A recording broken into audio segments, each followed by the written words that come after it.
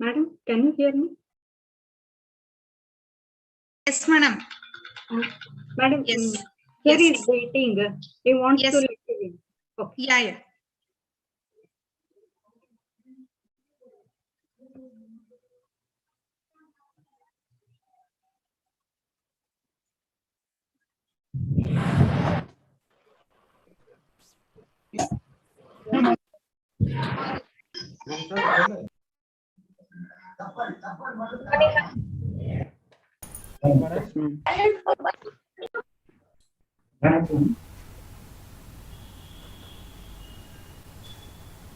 Madam.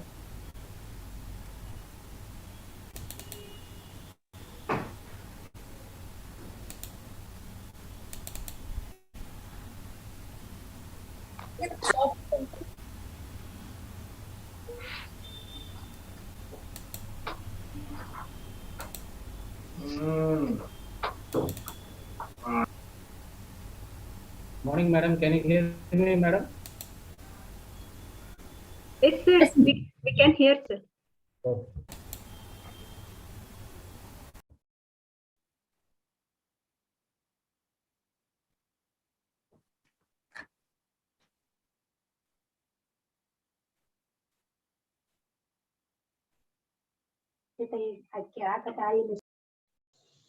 Shall I try sharing my screen, madam? Sir, 1 second. Sir, you will be permitted to share the screen. Okay, madam. Okay.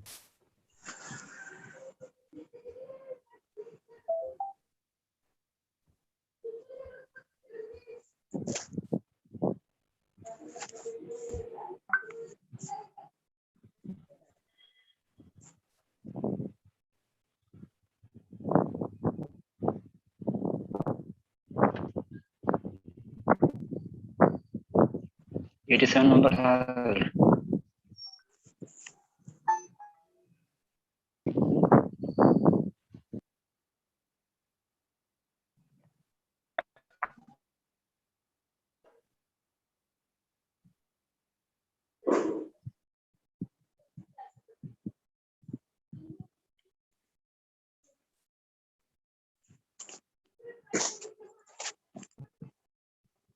Are you able to see my screen, sir? Yes, sir. It is visible. Okay, sir. Okay, madam. Okay, sir. Sir, now at least for few minutes, you just close your screen. Okay, okay, madam. Sure.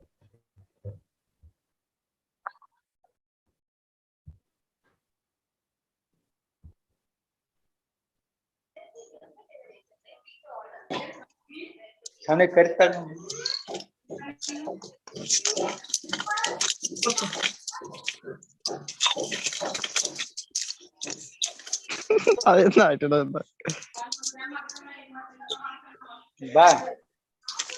Good morning, one and all. I request all the participants to kindly mute your audios and videos.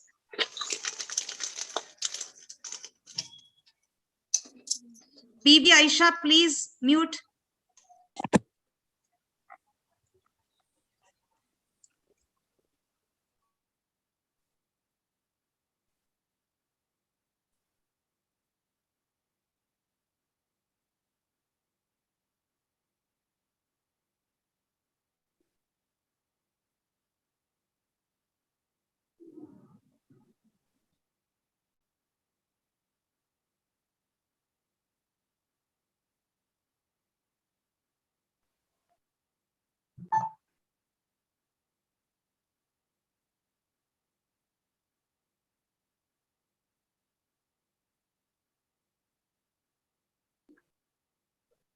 Good morning, everybody.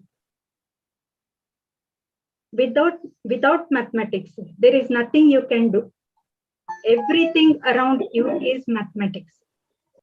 Everything around you is numbers, is quoted by famous mathematician Shakuntala Devi.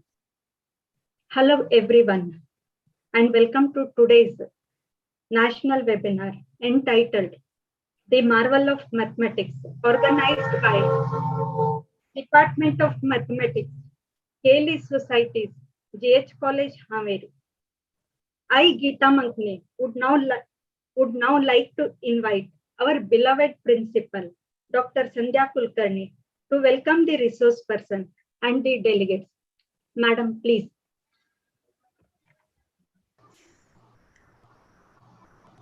Good morning, one and all. I am extremely overwhelmed to address you all on this August morning. All the participants who are actively participating in this webinar will definitely gain the knowledge and enrich with the knowledge of mathematics.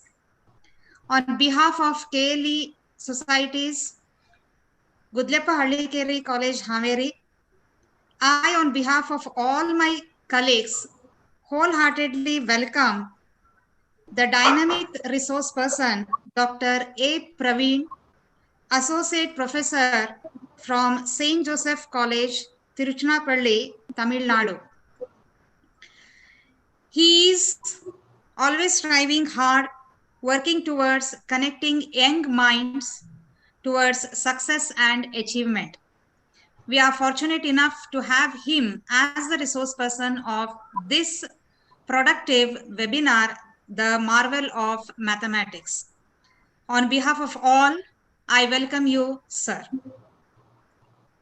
I take this opportunity to welcome all my learned delegates who have joined from different colleges and all the student participants who are eager to gain the knowledge from the resource person, Dr. A. Praveen.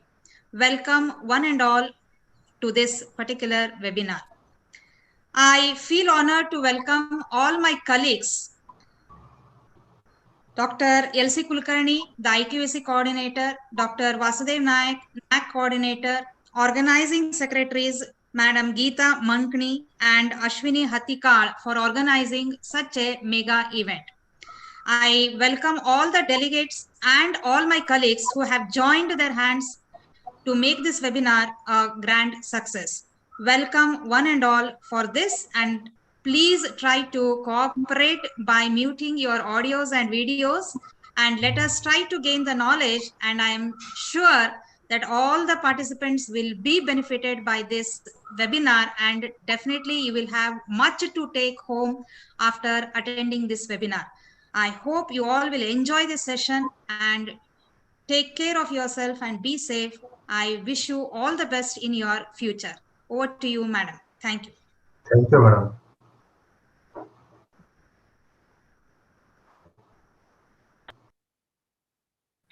Madam, it is muted. Mankni madam, I think you have muted. Okay, madam. Yeah.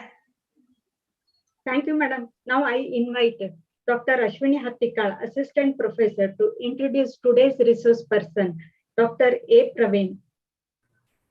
Welcome, Thank madam. you, madam. Good morning, everyone. It's my immense pleasure to introduce today's resource person, Dr. A. Praveen, sir. Sir is Assistant Professor in PG and Research, Department of Mathematics, St. Joseph College, Tiruchirappalli, Tamil Nadu. He obtained his master degree and MPhil from St. Joseph College, Trichy, Tamil Nadu. He was awarded PhD in the year 2017 by Bharathidasan University, Trichy, Tamil Nadu. His area of specialization is functional analysis and graph theory. Sir has published more than 14 research articles in various national and international journals and conference proceedings. He has more than 15 years of teaching experience, as well as he has presented his research work at various conferences. He performed as a successful resource person by delivering lectures at several guest lectures. For the academic enrichment, he completed many faculty development program and workshops. Not only academic achievement, Sir has completed NCC Officer Senior Division Pre-Commissioning course in 2009. Of course, he has been Associate NCC Officer for several years at St. Joseph College. He awarded UGC Teacher Fellowship in 2015. Sir commissioned as Flying Officer at Indian Air Force and held the rank for many years. So by this brief introduction of the resource person, Dr. A. Praveen, sir, I once again welcome you for this webinar, sir. Thank you. Over to Geeta Magnimar. Thank you, Ashwini. Now it is time to invite Dr. A. Praveen to enlighten the students with the topic, The Marvel of Mathematics. Welcome, sir. Sir, now you share the screen. Okay. Thank you, madam.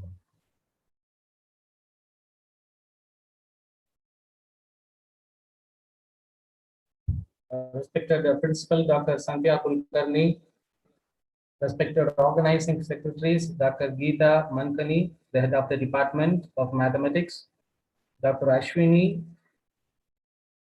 Dr. Vasudev Nayak, the NAC coordinator, Dr. Kulkarni, the IQAC coordinator.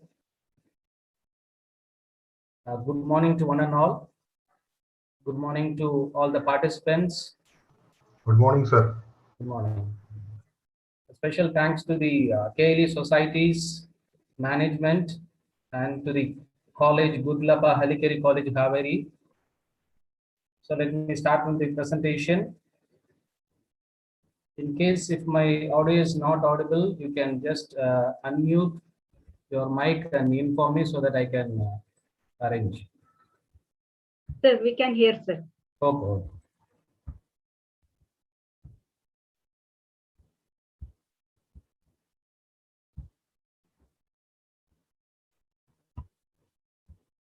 I hope you can see the screen now. Yes, sir. It's visible.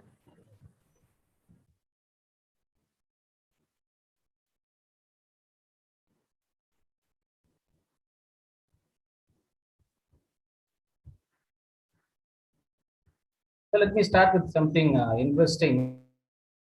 I'll start with a question. Of course,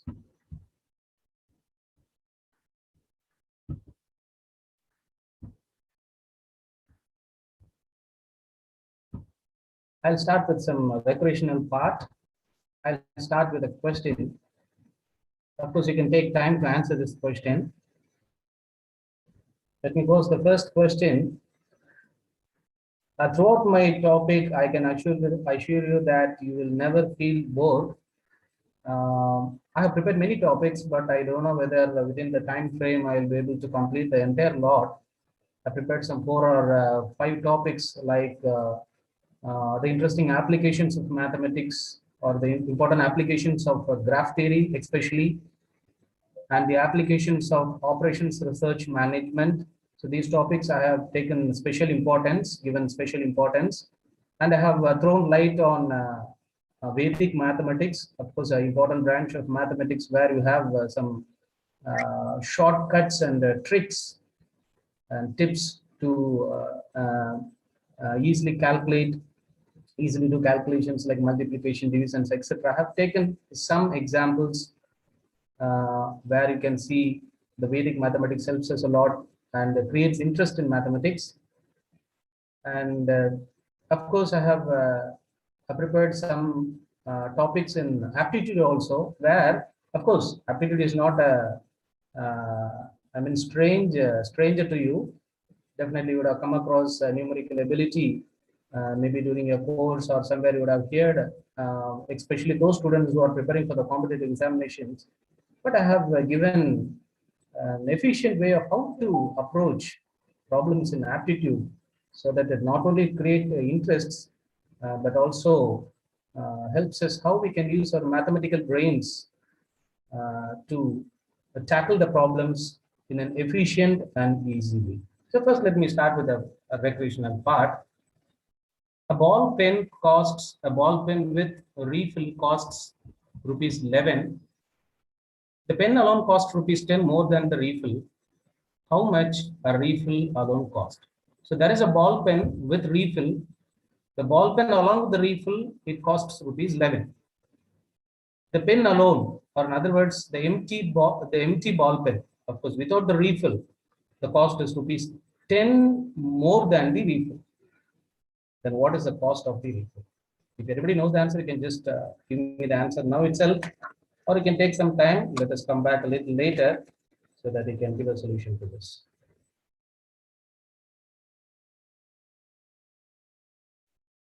Okay. Any answers?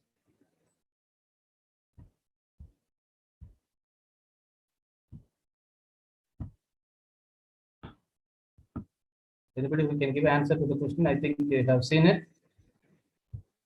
If you want, I can post it once again. A ball pen with refill cost ₹11. The pen alone cost ₹10 more than the refill. How much a refill alone cost? So both the product, the ball pen as well as the refill, the total cost is ₹11. But the empty ball pen alone costs ₹10 more than the refill. Then what will be the cost of the refill alone? Of course, you can give the individual costs of both the products. What is the cost of the ball pen and what is the cost of the refill? If you can give both, I'll be happy. Okay, you can make a try. So before that, I don't want to waste time. So let me go to the important part where I'm going to discuss something about graph theory.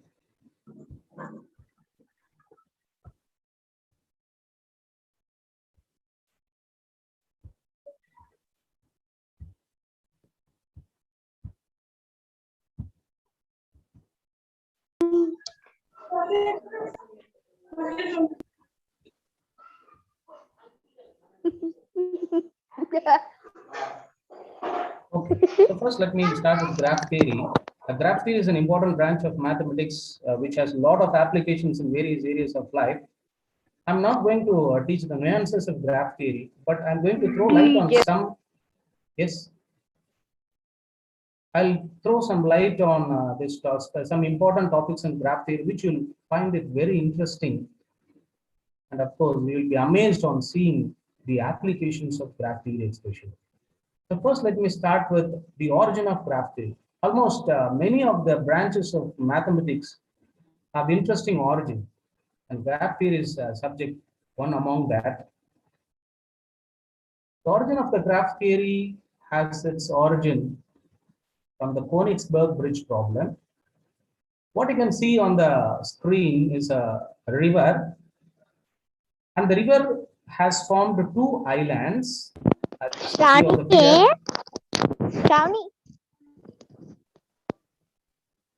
The islands are A and B. The river has formed. The name of the river is Priegel. The name of the river is Priegel, and it forms two islands. One is island A, and the other one is island B. And there are two banks. Of course, the river has two banks. The two banks are C and D. So there are four pieces of land masses which this river has formed. Two are the banks of the river. They are C and D. And two of the remaining land masses are the islands. One is island A and the other one is island B. Of course, it's a real life problem. In the city of Russia, you can see this river flowing. And of course, there are two islands formed by this river and two banks of the river. I have named the islands as A and B and the banks of the rivers as the banks of the river as C and D. And there are 7 bridges, as you can see in the diagram. 7 bridges, as you can see, 3, 4, 5, 6, and 7, which connects these 4 pieces of land masses. So 7 bridges connecting these 4 pieces of land masses. If you look at the diagram, you can understand. These 7 bridges connects these 4 pieces of land masses. 2 bridges connecting A and C, as you see in the diagram, and 2 bridges, namely 3 and 4, connects A and B, and 1 bridge named 5 connects the land masses A and B.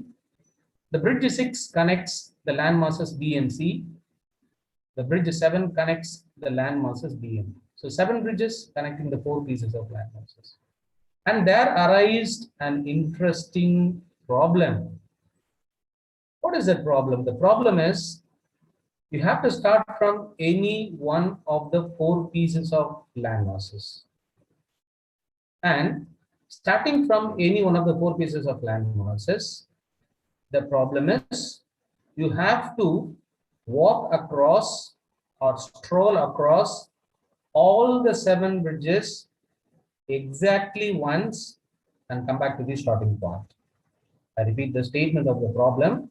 The problem is you have to start from any one of the 4 pieces of land masses.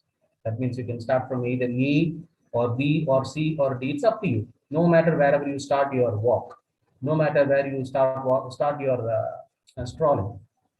The problem is starting from that piece of landmass, you have to, the condition, it's a condition. You have to walk across all the 7 bridges. That means you cannot leave any bridge without crossing. You have to walk across all the 7 bridges. And the important thing is that you have to cross it exactly once. That is very important. Right? And come back to the starting point. Suppose you have started with the landmass A, then you have to walk across all the 7 bridges exactly once and come back to the landmass B. That is the statement of the problem. This famous problem was called as the Königsberg Bridge problem. And the people are very much interested in finding a solution to this problem. Of course, suppose imagine that the length of the bridge is say for example 100 kilometers. For example, suppose the length of bridge 1, 2, 3, 4, each is of 100 kilometers. Then you cannot keep on walking and checking whether this problem has a solution or not. It's a tedious process. Maybe you can have a bike or car, whatever it may be. But the problem is, trying to find a solution is a tedious process. Of course, you can start from any of the landmasses and make a try, but it's a tedious process. You may end up at a solution or you may not end up at a solution. And after many attempts, people, scientists, mathematicians found that they were not able to find a solution, or they cannot come to a conclusion whether a solution exists to this problem or not. Actually, this problem can be converted into a graphical problem. Now comes the concept of graph. See how this Königsberg Bridge problem gave birth to graph theory. What do you mean by graph? Simply, I'm not going to give a mathematical formal definition to graph. Graph consists of points and lines, right? Lines will be connecting a pair of points. So this, just understand what is a graph. That is enough, because just we are going to see the application. I'm not going to enter into the depth of graph theory. Just I'm going to tell you what are the applications of graph theory. But just looking at the graph, you can understand. See how this real life problem called the Königsberg Bridge problem is converted into a graphical model. See here, this is a graph which you see on the figure. This is the graph you see on the figure. See, if you have a piece of paper and a pen, then you can convert the real life problem into a graphical problem, right? So you try to draw the problem as a graph. How? The 4 pieces of land masses are represented as points or vertices. So in a graph, the terminology that we use is points or vertices. So these are the terminologies that we use for points. See here, I have placed 4 points, points A, B, C, and D. And these 4 points or vertices represents the land masses which are formed by the river. And the bridges are represented by lines or edges. So these are the terminologies that we use for lines in a graph, edges, right? Vertices and edges, right? So, and I'm joining 2 vertices or 2 points by a line if there is a bridge between those 2 landmasses. So say, for example, if you look at the figure, you can understand. Between the landmasses A and B, there is 1 bridge. So I'm going to draw a line between the pair of vertices A and B. See here.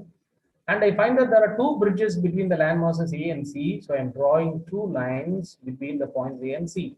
So likewise, I'm doing for every pair of vertices. And now I get a graph which represents the real life problem, right? So what I want to say here is that I have converted the real life problem into a graphical model.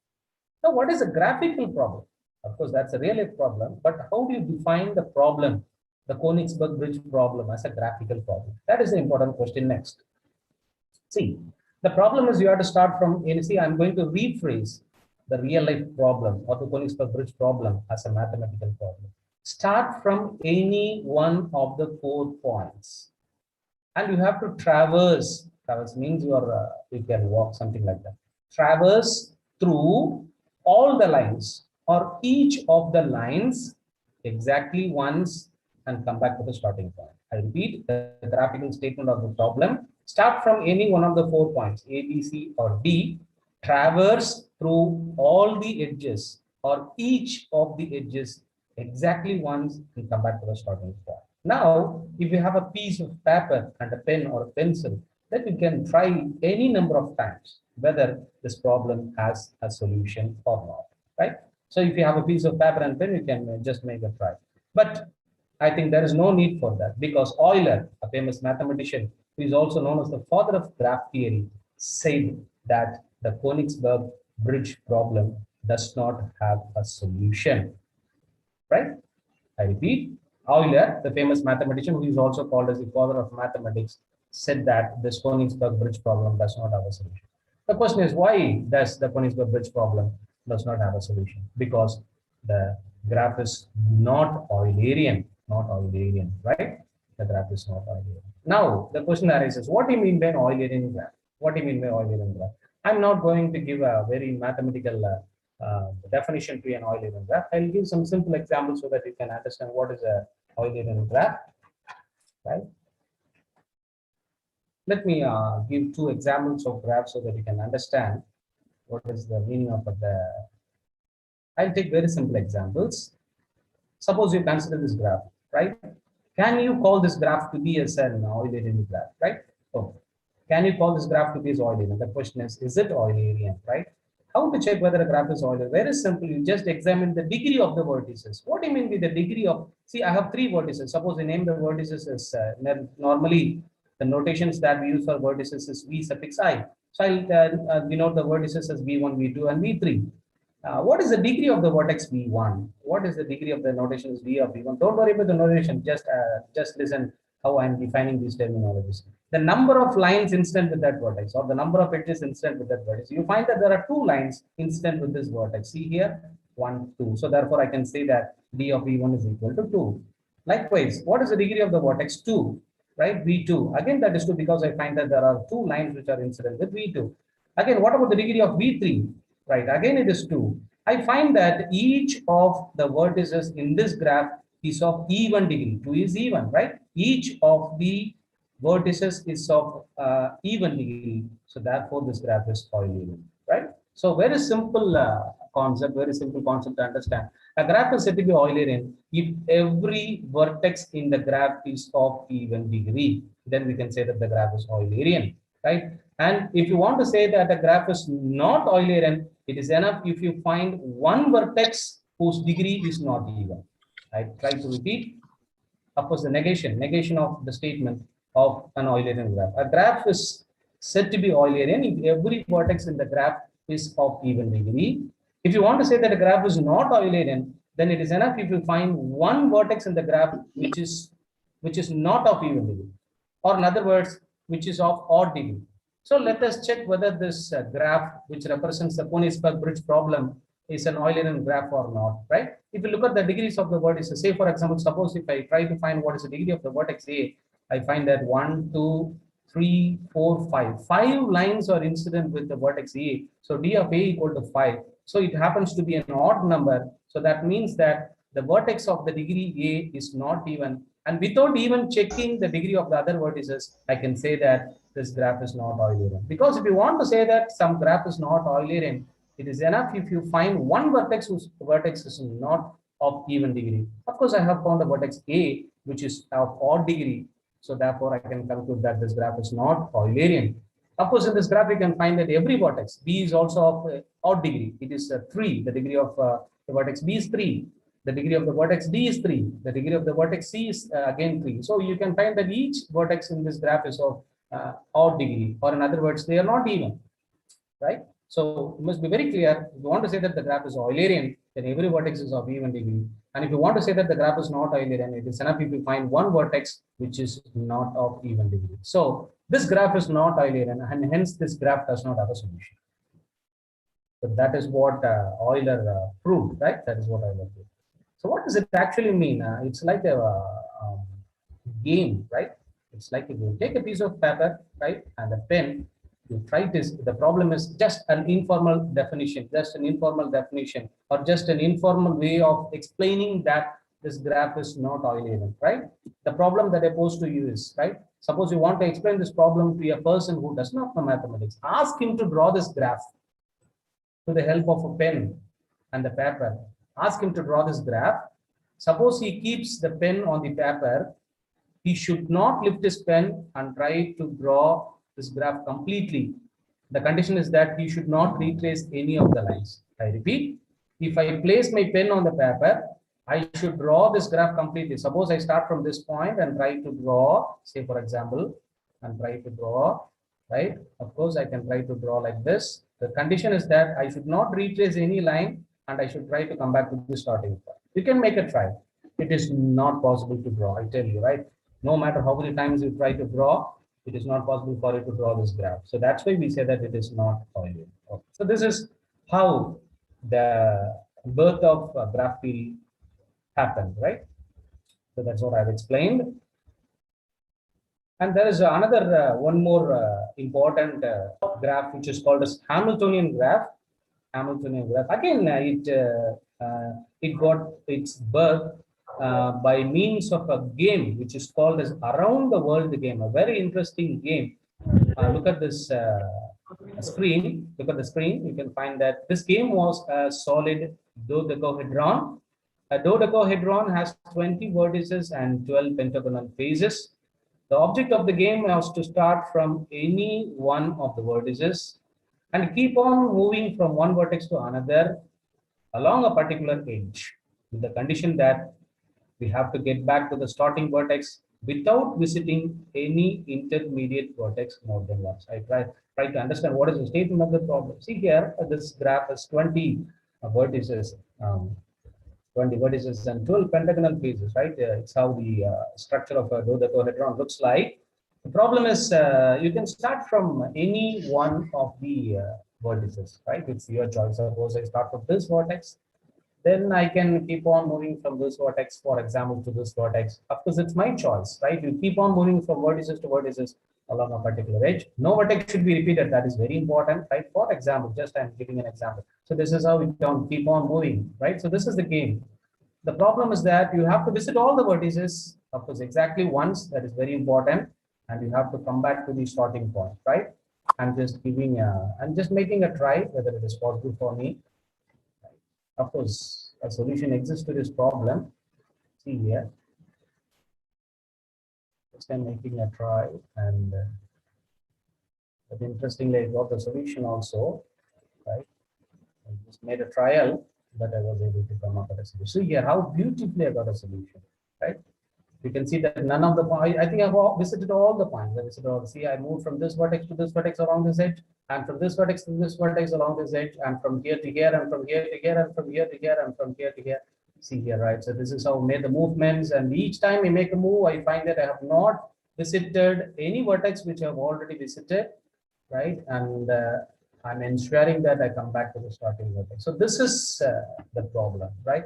So this problem gave birth to an important classes of graphs which are called as Hamiltonian graphs.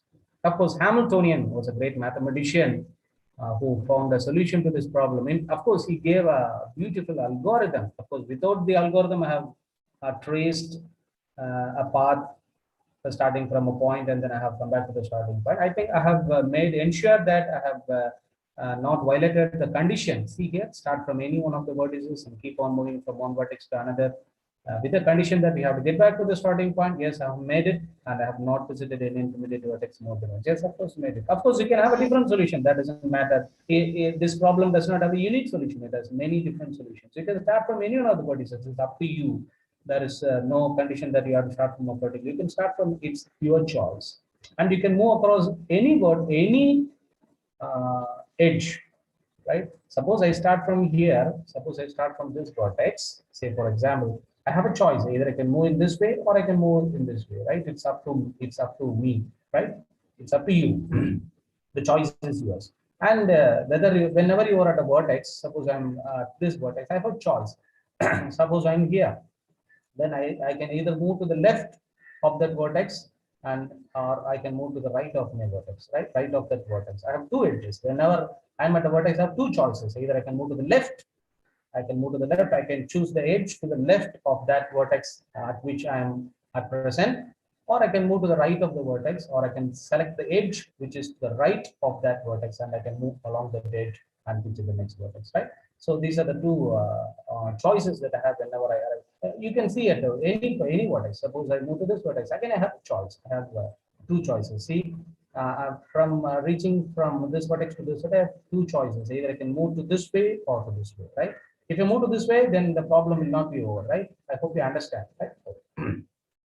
So it was Hamilton who gave a beautiful algorithm. It has a sequence of operations. We can see that it has a sequence of operations, right? So of course, it is very easy to remember also LLR. So first, when you can start from any vertex, first move to the left of that vertex, you'll reach the next vertex, and after the reaching the next vertex, again choose to your left direction. You'll move to a new vertex. After moving to the new vertex, again you choose the left direction. So this is what L means. And R stands for right. So whenever you are at a vertex, you have to choose the right edge, and you have to move across that edge and reach the next vertex. Right. So L stands for, that's what I've written down. L denote the choice of taking the edge to the left, and R denote the choice of taking the edge to the right on arriving at a vertex. Right. So mathematically, the problem, what is it was Hamiltonian who gave this sequence of operations, so that starting from any vertex, we can always come back to the starting vertex if you follow the sequence of operations. What is graphically that problem? The problem is graphically to find a Hamiltonian cycle. A cycle means something, a loop-like structure. The starting point and ending point are the one and the same, right? And no vertex will be repeated. Graphically, in a graph, we call a cycle is a walk in which the vertices are not repeated, right? Vertices are not repeated. So this is it's simply like finding a Hamilton cycle means it includes all the vertices of the graph. So that is the concept, right? A graph is called a Hamilton graph. See, that's what I've written down. A graph is called a Hamilton graph if it has a Hamilton cycle. What is a Hamilton cycle?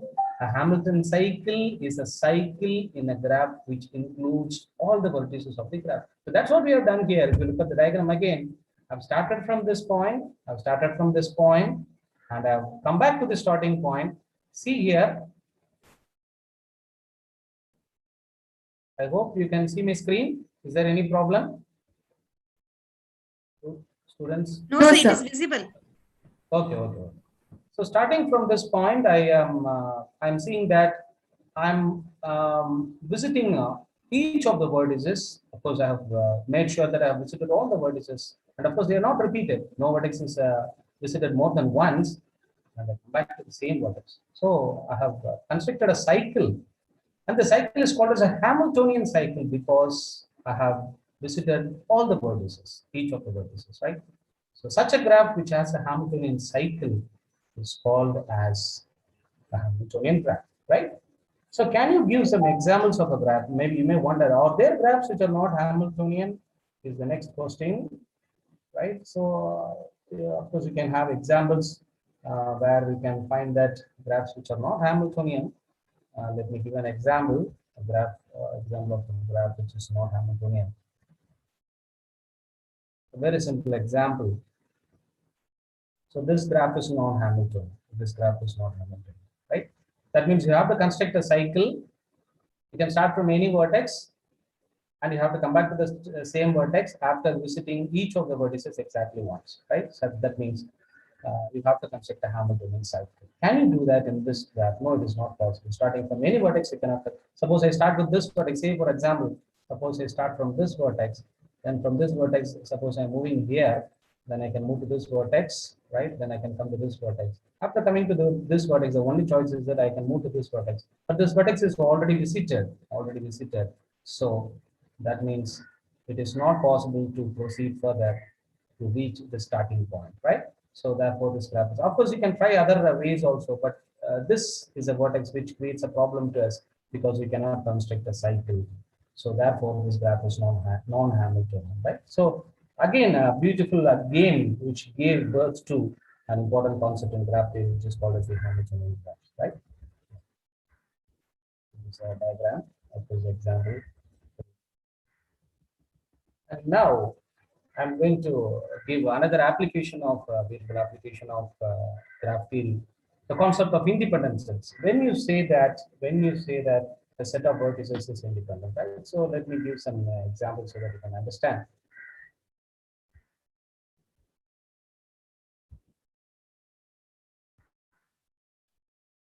When we say that a graph I mean, a set of vertices is independent, right? So let me have a graph like this.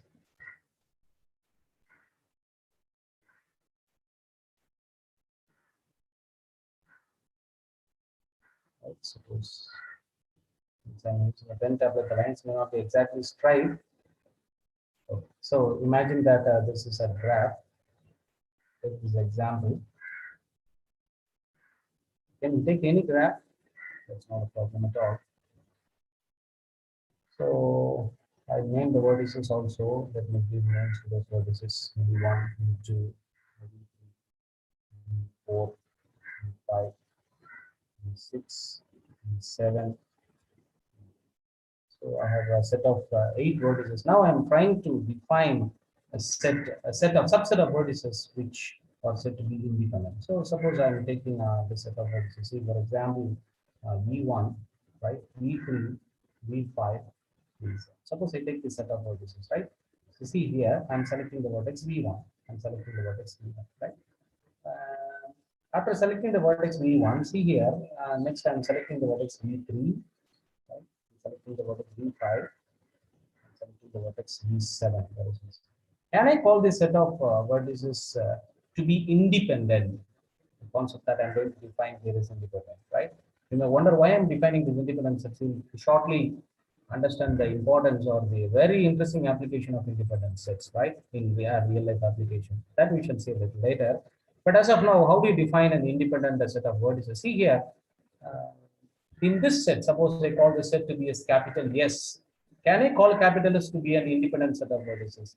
Take any two vertices, they must not be adjacent in this graph. For example, suppose I take the pair V1 and V3. Suppose I take the pair V1 and V3.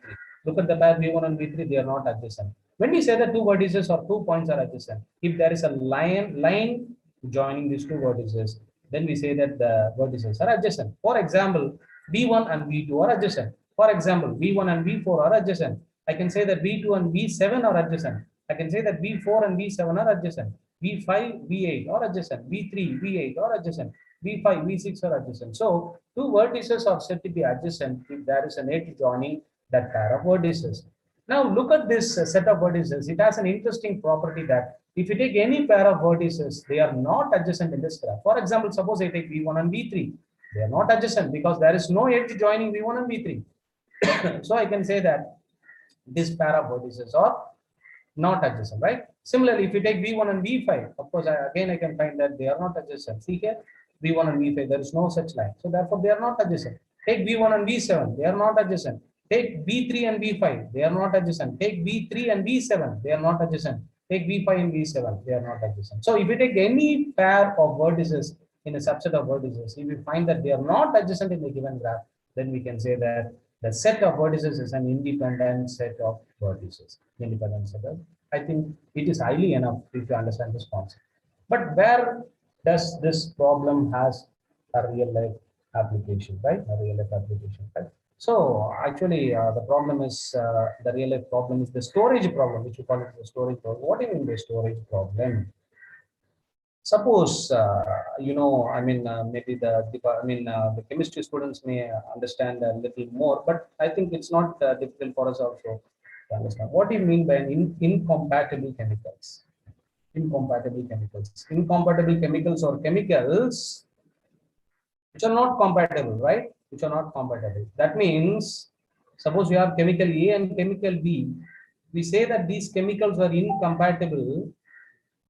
We say that these chemicals are incompatible. If they are brought together, they may violently react. I hope you understand. Suppose you keep these two chemicals A and B in a single room or nearby, what happens is maybe the gases emanating from these two chemicals may create some problem, or it may even burst also, or it may produce some poisonous gases. So that is what is said to be incompatible chemicals. Maybe you might have come across your chemistry laboratories where they may not keep some chemicals nearby. They keep certain chemicals in separate rooms so that no accident takes place. So such chemicals are said to be incompatible chemicals, right? So how I'm going to apply the concept of independent sets in the problem, which is called as actually the storage problem. Suppose you are in charge of a chemistry laboratory in your school or college, What is the problem?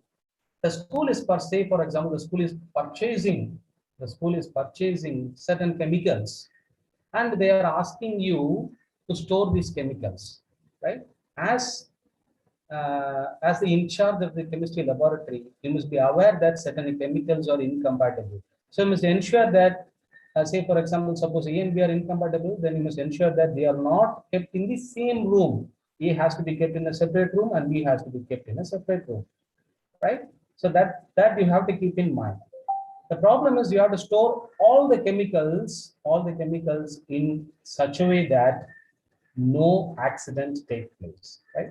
If it is 3 or 4 chemicals, then there is no problem. Suppose you have a set of 20 chemicals or 50 chemicals or 100 chemicals, and the principal of the college or the principal of your school is asking you, calling you, since you are in charge, or he is calling you because you have studied mathematics, you have studied graph theory, he is calling you, and he is telling you, Mr. X or Miss X, try to solve this problem. You tell me how many rooms are required to store the chemicals in such a way that these 100 chemicals are stored in such a way that no accident takes place, because you have limited number of rooms in a school or a college. You cannot give a solution like this, sir, please store the 100 chemicals in 100 different rooms. That is a foolish solution. You have to give a solution to the problem in such a way that the number of rooms used are less, and you have to also ensure that no accident takes place. So that is very important, right? So see here how beautifully graphs comes into play, and especially the independent sets comes into play to solve this problem. Right? For example, I'll take some example, some graph which tells you. I'll take this graph. So let me consider that I have a set of 5 chemicals. Say for example, I'm having a set of 5 chemicals. Let me name the chemicals as U, V, W, X, and Y. For example, suppose I'm having a set of 5 chemicals, right? I'm going to store these chemicals in such a way that no accident takes place or ensuring safety, right? Now I'm going to draw a graph with the help of these 5 vertices, right? So let me do that. So what you are doing is each of the vertices represents a chemical. Just for example, I'm doing it U, V, W. It's up to you to define, to name the vertices. Just I'm trying to explain the means of an example. Of course, it depends on the problem. So, see here, drawing an edge between any 2 vertices indicates that the set of chemicals are incompatible. I repeat, drawing an edge between a set of vertices indicates that the 2 vertices are incompatible. For example, suppose I draw a line between U and Y, it means that the chemicals U and Y are incompatible, or in other words, U and Y cannot be stored in the same room or cannot be kept in the same room. I hope you understand. Right. Similarly, I'm drawing a line between Y and B. It means that B and Y are incompatible. Again, meaning that B and Y, the chemicals B and Y cannot be kept in the same room. So I keep on drawing lines between pairs of vertices in such a way that if 2 chemicals are incompatible, then the corresponding vertices will have a line joining them. I hope you understand. So, for example, suppose I end up with a graph like this. I tell you again, I'm just giving you an example, right?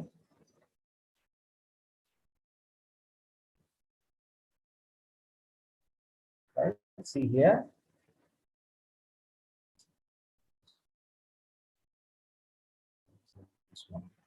So see here. So this means that U and Y are incompatible, B and Y are incompatible, X and U are incompatible, B and X are incompatible, X and W are incompatible. So now you have constructed the graph. So it's a take problem. As of now, it's a take problem. You have to give the principal a solution, or you have to find a solution such that no accident takes place, or you are ensuring safety. No 2 incompatible chemicals are to be stored in the same room. How you are going to find a solution to this problem? See here, it is the problem of constructing an independent set in this graph. For example, suppose I take this set of vertices. See here, I'm selecting the wrong. See here, suppose I'm selecting this.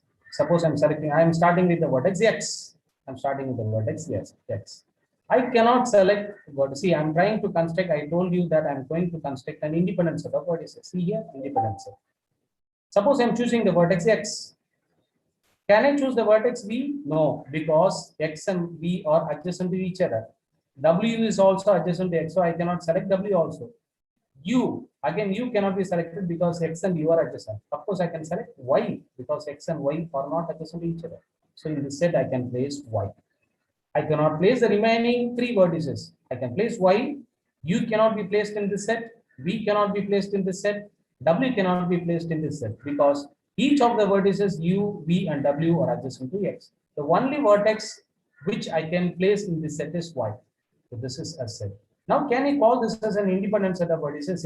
Yes, of course, because X and Y are not adjacent. Then G. I'm going to construct one more independent set of vertices. See here. Suppose I select the vertex U. I cannot select the vertex X. I cannot select the Y. I select the vertex Y. Of course, I can put the vertices V and W. Right? See here. You take a pair, take any pair. U and V are not adjacent in G. This graph G. U and V are not adjacent in G. U and W are not adjacent in G. B and W, again, they are not adjacent in G. So this forms an independent set of vertices. So now the solution is arrived. I think you can understand what is the solution. Place these two chemicals in one room. Room number one, say for example, and place this another set of chemicals in another room, say for example. So we can straight away go to the principal and tell him, sir, it is enough if we have two rooms. I can place these 5 chemicals in such a way that no accident takes place, or it will ensure safety. That is precisely the problem of finding or partitioning the vertex set of the graph into independent sets. That we call as chromatic partition. That is a terminology that we use in graph theory, but that is not needed as of now. Just I have ended up in constructing independent sets in this graph. See, I have two sets of independent sets which forms a chromatic partition. I say that it is a partition because all the vertices have come into any one of the two sets. See, for U, V, W, they lie in one set, and X and Y, they lie in the other set. So therefore, all the vertices have ended up in coming in any one of the two sets. So that's why I say that these two sets form a partition of the vertex set of the given graph. That is a problem. That is a beautiful application of independent sets. Right? So now, let me go to the next application of graph theory, which we call the set of coverings, right? So to any instance, if you find boring, I'll stop and then I'll go to the next topic. So don't worry. Feel free to say that stop at this step so that I can move to the next one. But I think it will be interesting. There is another concept in graph which we call as the vertex covering of the graph, right? What do you mean by a vertex covering of the graph?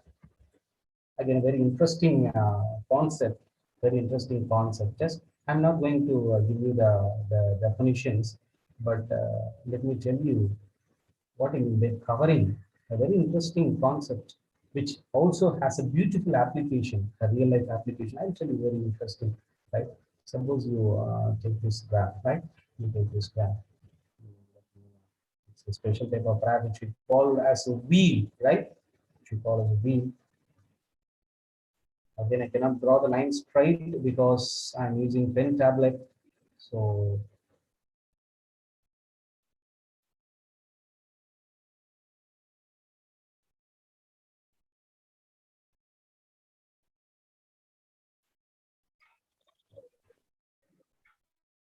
see here, suppose we have a graph like this. Just an example, right? Maybe in the real life situation, the problem may entirely different. Now consider the subset of vertices. I'm going to consider the subset of vertices. Say, for example, S is equal to V1, V2, V3, V4, V5. Just I'm giving it. I am straight away going to the examples. I don't want to define the terminologies, right? Because as of now, you don't need the terminologies, but you must understand how different mathematical concepts are used everywhere, or concepts of mathematics are used in real life applications. See, I'm taking a subset of vertices. The vertices are V1, V2, V3, V4, V5. So V1, V2, V3, V4, V5. What is the interesting property that this set of vertices has? See here, if you consider any edge in this graph, suppose I take this edge, this edge is incident with means, see, for a line, so suppose I consider this line, for this line, the n vertices are V1 and V2. The vertices, n vertices are called as V1 and V2. In other words, I can say that this edge is incident with V1 and it is also incident with V2. Incident is the terminology that I'm using here, incident. I can say that suppose we call this edge as E, then E is said to be incident with V1. I can also say that E is incident with V2, right? So that is what I wanted to say here. Now, what I can say is that suppose you consider this edge is incident with any one of the vertices in the set S. Of course, it has two vertices. It is also incident with V1, it is also incident with V2. Both the vertices are in S. Very nice. Go to the next edge. Suppose you go to this edge. Again, you find that it is incident with V2 and V3. Of course, both the vertices are in capital S. Very nice. That is true for this edge also. That is true for this edge also. That is true for this edge also. What about the remaining edges? Suppose I go for this edge, which lies between V2 and V6. This edge, you find that it is incident with V2 as well as V6.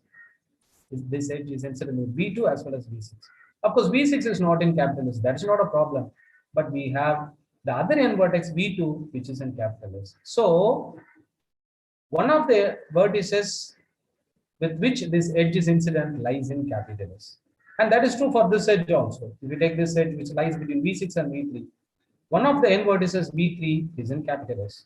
Likewise, if you take this edge, one of the vertices V4 with which the edge is incident lies in capital S. That is true for this edge also. That is true for this edge. So what is a property that you find in this set of vertices is that if you take any edge of this graph, suppose you call this graph to be as capital G, if you take any edge of this graph G that is incident with at least one vertex of capital S. I repeat, if you take any edge of the graph G that is incident with at least one of the vertices of capital S. A set of vertices with this property is said to be a vertex covering of a given graph.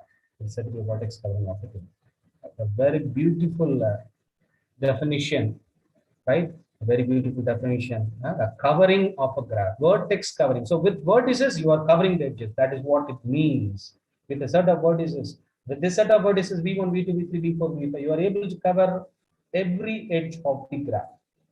So set with such a property is said to be a vertex covering of a graph, right? So what is the real life application that this simple definition is going to have?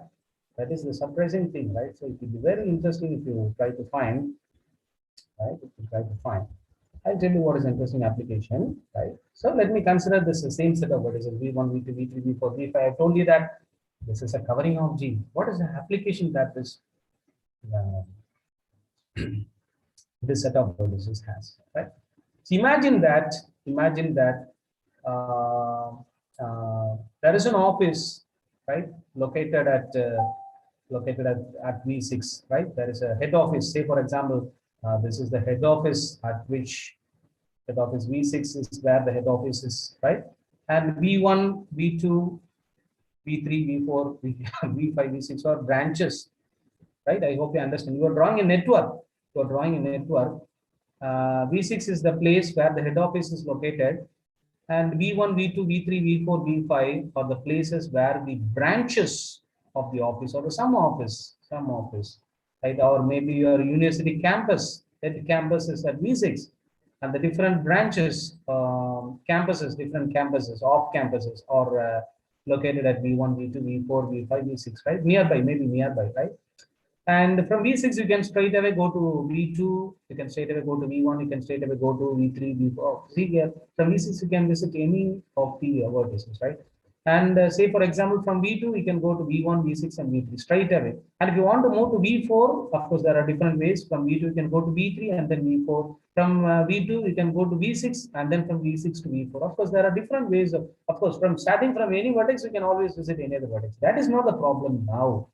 The problem is the university or the head office is now interested in laying street lights in laying street lights so that minimum number of street lights, that is very important, because always you are interested in minimizing the cost, right? When EB department tries to enact street lights in our area, what they will do is that they will try to minimize the number of street lights so that all the, I mean, they will ensure that all the streets are illuminated, all the streets are all the streets get light, but they will try to minimize the number of lights used in such a way that they will plan and place the street lights.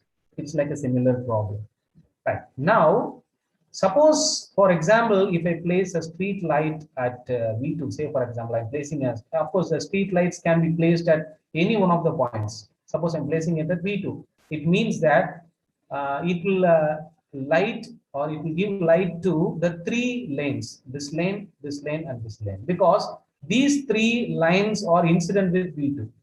So if I place a street light at the point V2, that will give light to these 3 edges. I hope you understand. I hope you. So each of the pathway connecting V1 and V2, connecting V6 and V2, connecting V3 and V2 gets illuminated. So it is enough if we place a street light at V2.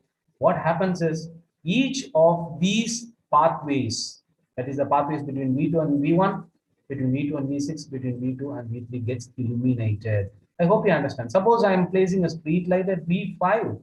Suppose I'm placing a street light at V5. What does it mean? It means that these 3 pathways which are incident with V5 gets light, right? I hope you understand. The problem is you have to place street lights at different locations so that every pathway gets illuminated. That is a problem. That is a problem. Of course, one obvious solution is that place street lights at each point. Place street lights at each point. Place it at V1, place it at V2, place it at V3, V4, V5, V6. That is one solution, but that is not a good solution. That's not the best solution. Always as a manager of a company, or always as a CEO or whatever it may be, you try to minimize the cost. You try to maximize the profit, or you try to minimize the expenses. That is very important. So it is not a very good idea to place 6 street lamps so that all the places gets illuminated. That is not a good solution at all. Okay, let us consider this set of vertices which we have constructed and which we found to be a covering, a vertex covering of the graph.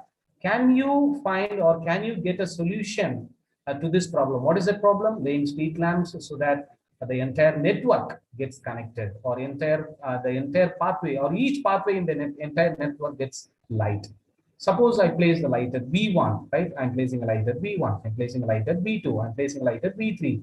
I'm placing a light at V4 and V5. So as per this set, I'm placing a light at each of the vertices. So what happens? Let me find that whether each of the pathway gets eliminated. Obviously, because we have already told that this set forms a covering of the graph, right? Covering means every edge is incident with at least one of the vertices in this set. Obviously, right? See here. So every edge or every pathway gets light. I hope you understand, right? I hope you understand, right? So how see here, it is enough if you draw the network connecting the different offices or connecting the different places. You try to draw a network, you try to draw a graphical model, and it is enough if you just form a covering, or if you define a covering.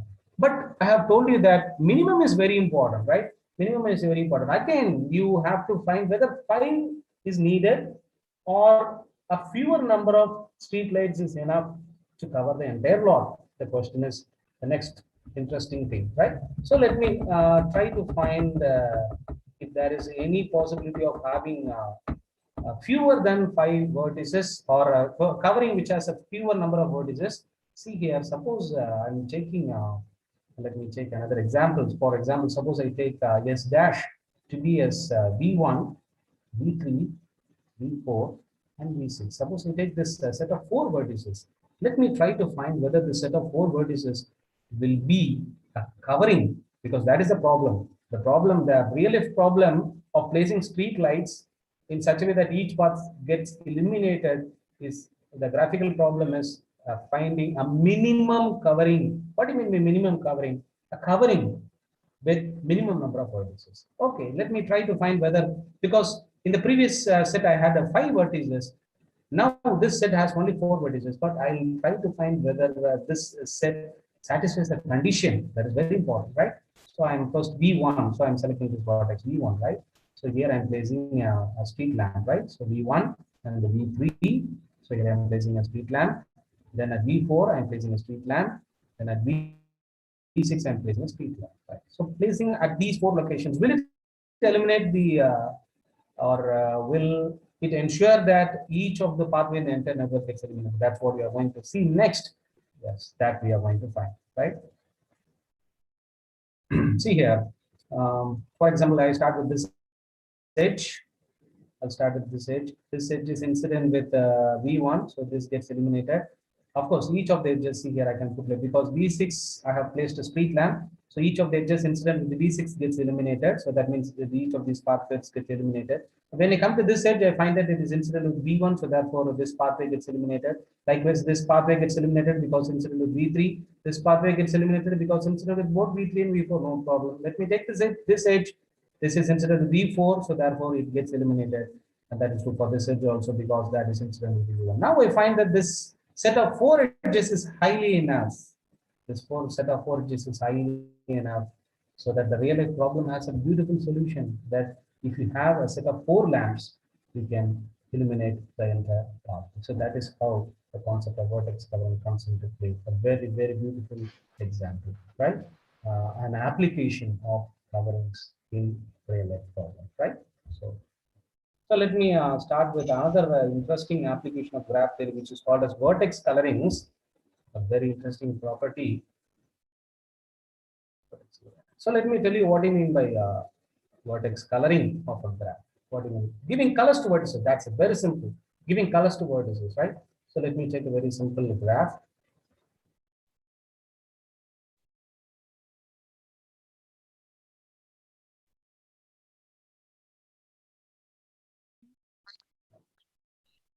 With this, I'll try to stop graph theory and we shall move to some other ideas so that you will find it interesting. Because moral of mathematics, I have to teach about other applications also. So from this, I will. So what do you mean by coloring? What do you mean by coloring? See here, this graph is set of vertices, right? So this is how the graph looks like. So you can name the vertices also. Suppose you name it as V1, V2, V3. That's not a problem. V4, V5, V6, right? What do you mean by vertex coloring? Suppose I start giving red color to vertex V1, right?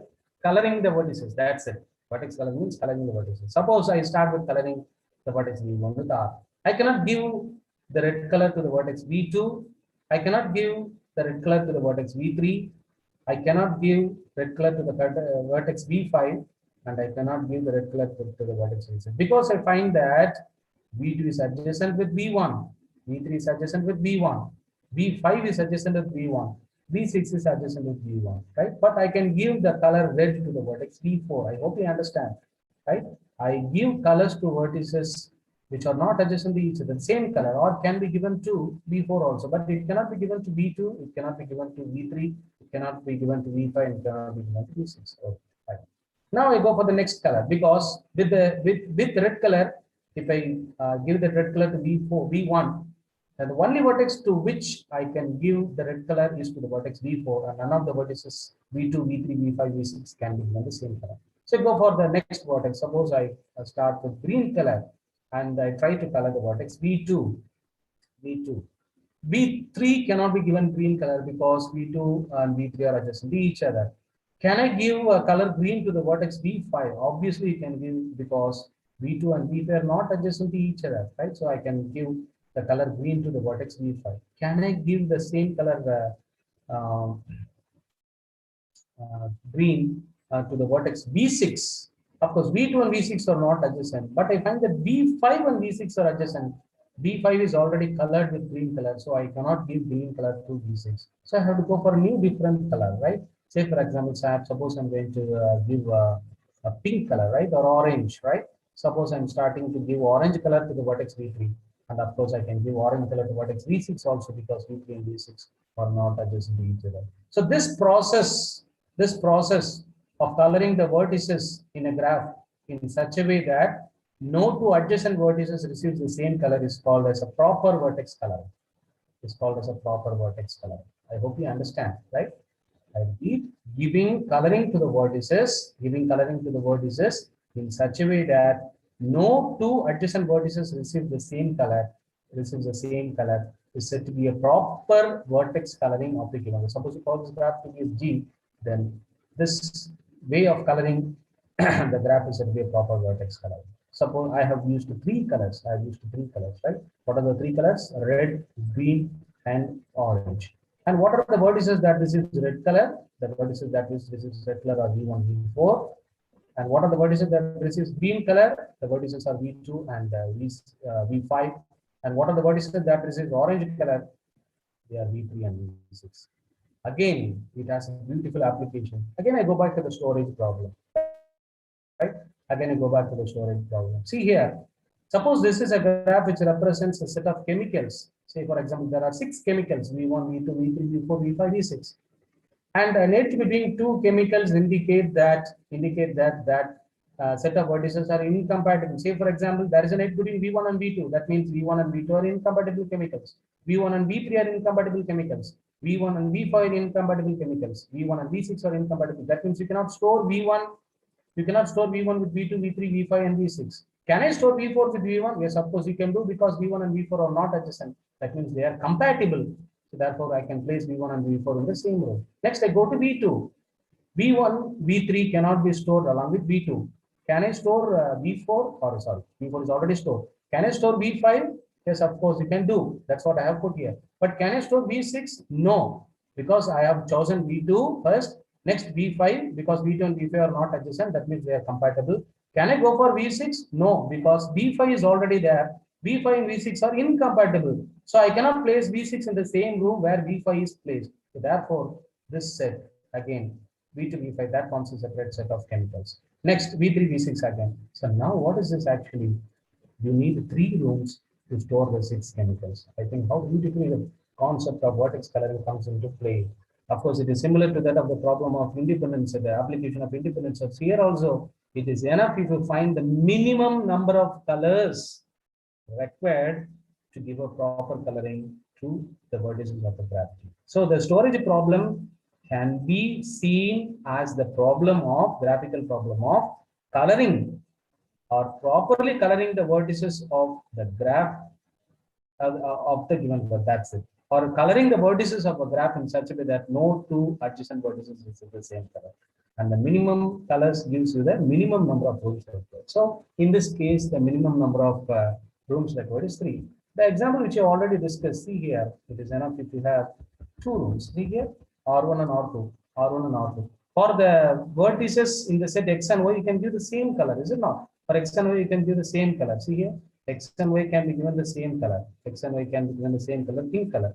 And green color can be given to UVW, right? So 2 colors are enough to give a proper coloring to the vertices of the graph. That means 2 rooms are needed. So the storage problem can be solved as a graphical problem in which you try to give a proper vertex coloring to the vertices of the graph. So with this, I stop graph theory.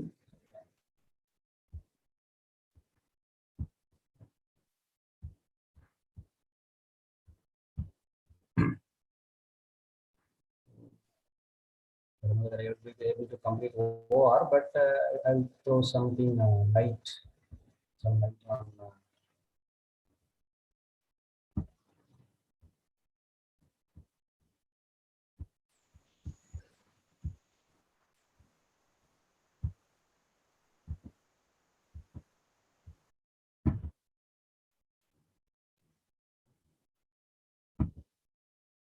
Here, I'm not going to talk about the genesis of OR. Actually, I just tell you something about operations research. Actually, this subject also has an interesting origin.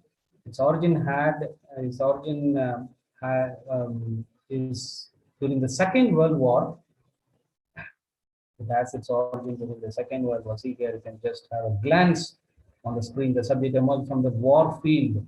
Operations research was first used during the Second World War by England to solve the complex war-related problems, such as moving troops to the so.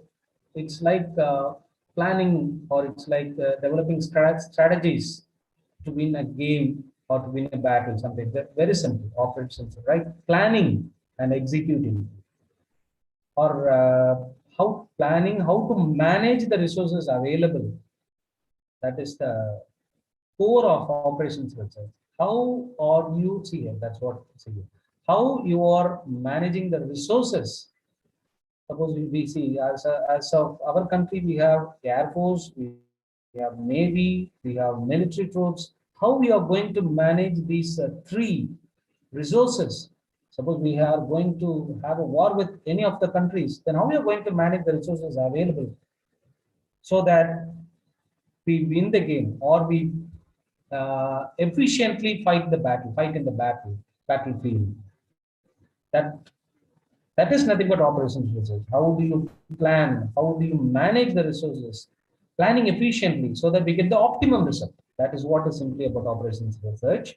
So with this introduction, let me go into an interesting application. See how a real life problem comes into a mathematical model, right? So let me start with this problem OR. Let me go to the other things. So very interesting application. A furniture store produces chairs and tables. So there are two products. There are two products which a furniture store is producing. One is a chair and the other one is a table. The production process requires assembly and painting. So for each of the products, suppose you want to produce a chair, then the production process requires two processes. One is assembly, and that is true for tables also. And they have given some data. Each chair requires 6 hours of assembly time and 4 hours of painting time. And each table requires 4 hours of assembly time and 8 hours of painting time. Right? So I hope you understand. So each chair requires 6 hours of assembly time and 4 hours of painting time. And each table requires 4 hours of assembly time and 8 hours of painting time. Totally, there are 40 hours of assembly time and 45 hours of painting time available each week. Each chair generates 35 rupees as profit. For every chair, you get profit as rupees 35. And the profit that you get out of a table is rupees 45. And there is some other restriction also. What is the restriction? As a result of labor strike, the furniture store is limited to produce at most 8 chairs each week. Find the number of chairs and tables to be produced, right? Suppose you happen to be the manager of a production company, right? After completing your BSc Mathematics or MSc Mathematics, and in your degree certificate, you have said that, you have mentioned that, or in your mark statement, it is printed as in OR. You have got some 19 marks as in the semester or interview, whatever it may be. So seeing your mark sheet, the manager calls you, the CEO of the company calls you and give you this problem. So this is a problem. Suppose your production manager of a furniture company calls you, sit and see the problem. This is the statement of the problem. What is the statement of the problem? Your company or your furniture company is producing two types of products, on a chair and table. And each product, chair or a table, requires two processes. One is assembly, the other one is painting. And for producing one chair, you need 6 hours of assembly time and 4 hours of painting time. So for each table, you have to do that. Sorry, for each chair. And for each table, you need 4 hours of assembly time and 8 hours of painting. So this is what the fact that is provided in the statement of the profit. And there are some restrictions. What are the restrictions?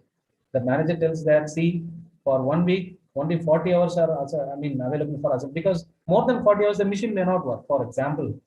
And maybe the painters will be available only for 40 hours, 45 hours a week. So you cannot exceed 45.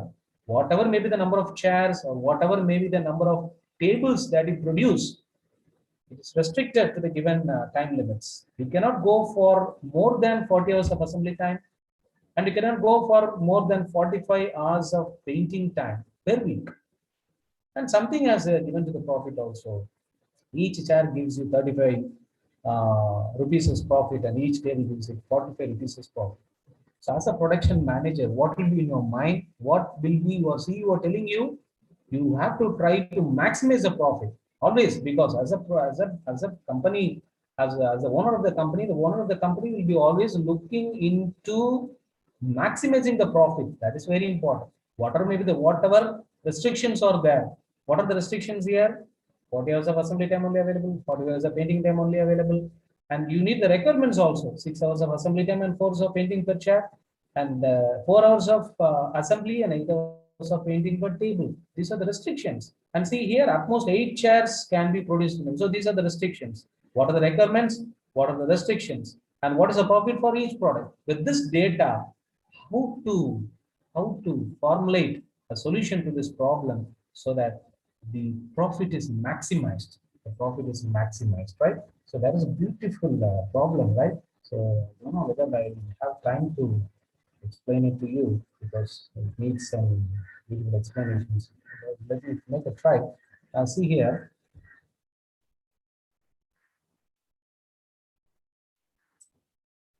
We are suppose X be the number of chairs, right? So let X be the number of, let me go a little faster. But X be the number of chairs produced in a week. Let me go straight away. See how I am going to mathematically formulate this problem and why be the number of tables produced per week. So as a mathematician, you are sitting in your desk and you are trying to mathematically formulate this problem. After mathematically formulating this problem, there are plenty and plenty of algorithms and procedures and methods available to find solution to such problems.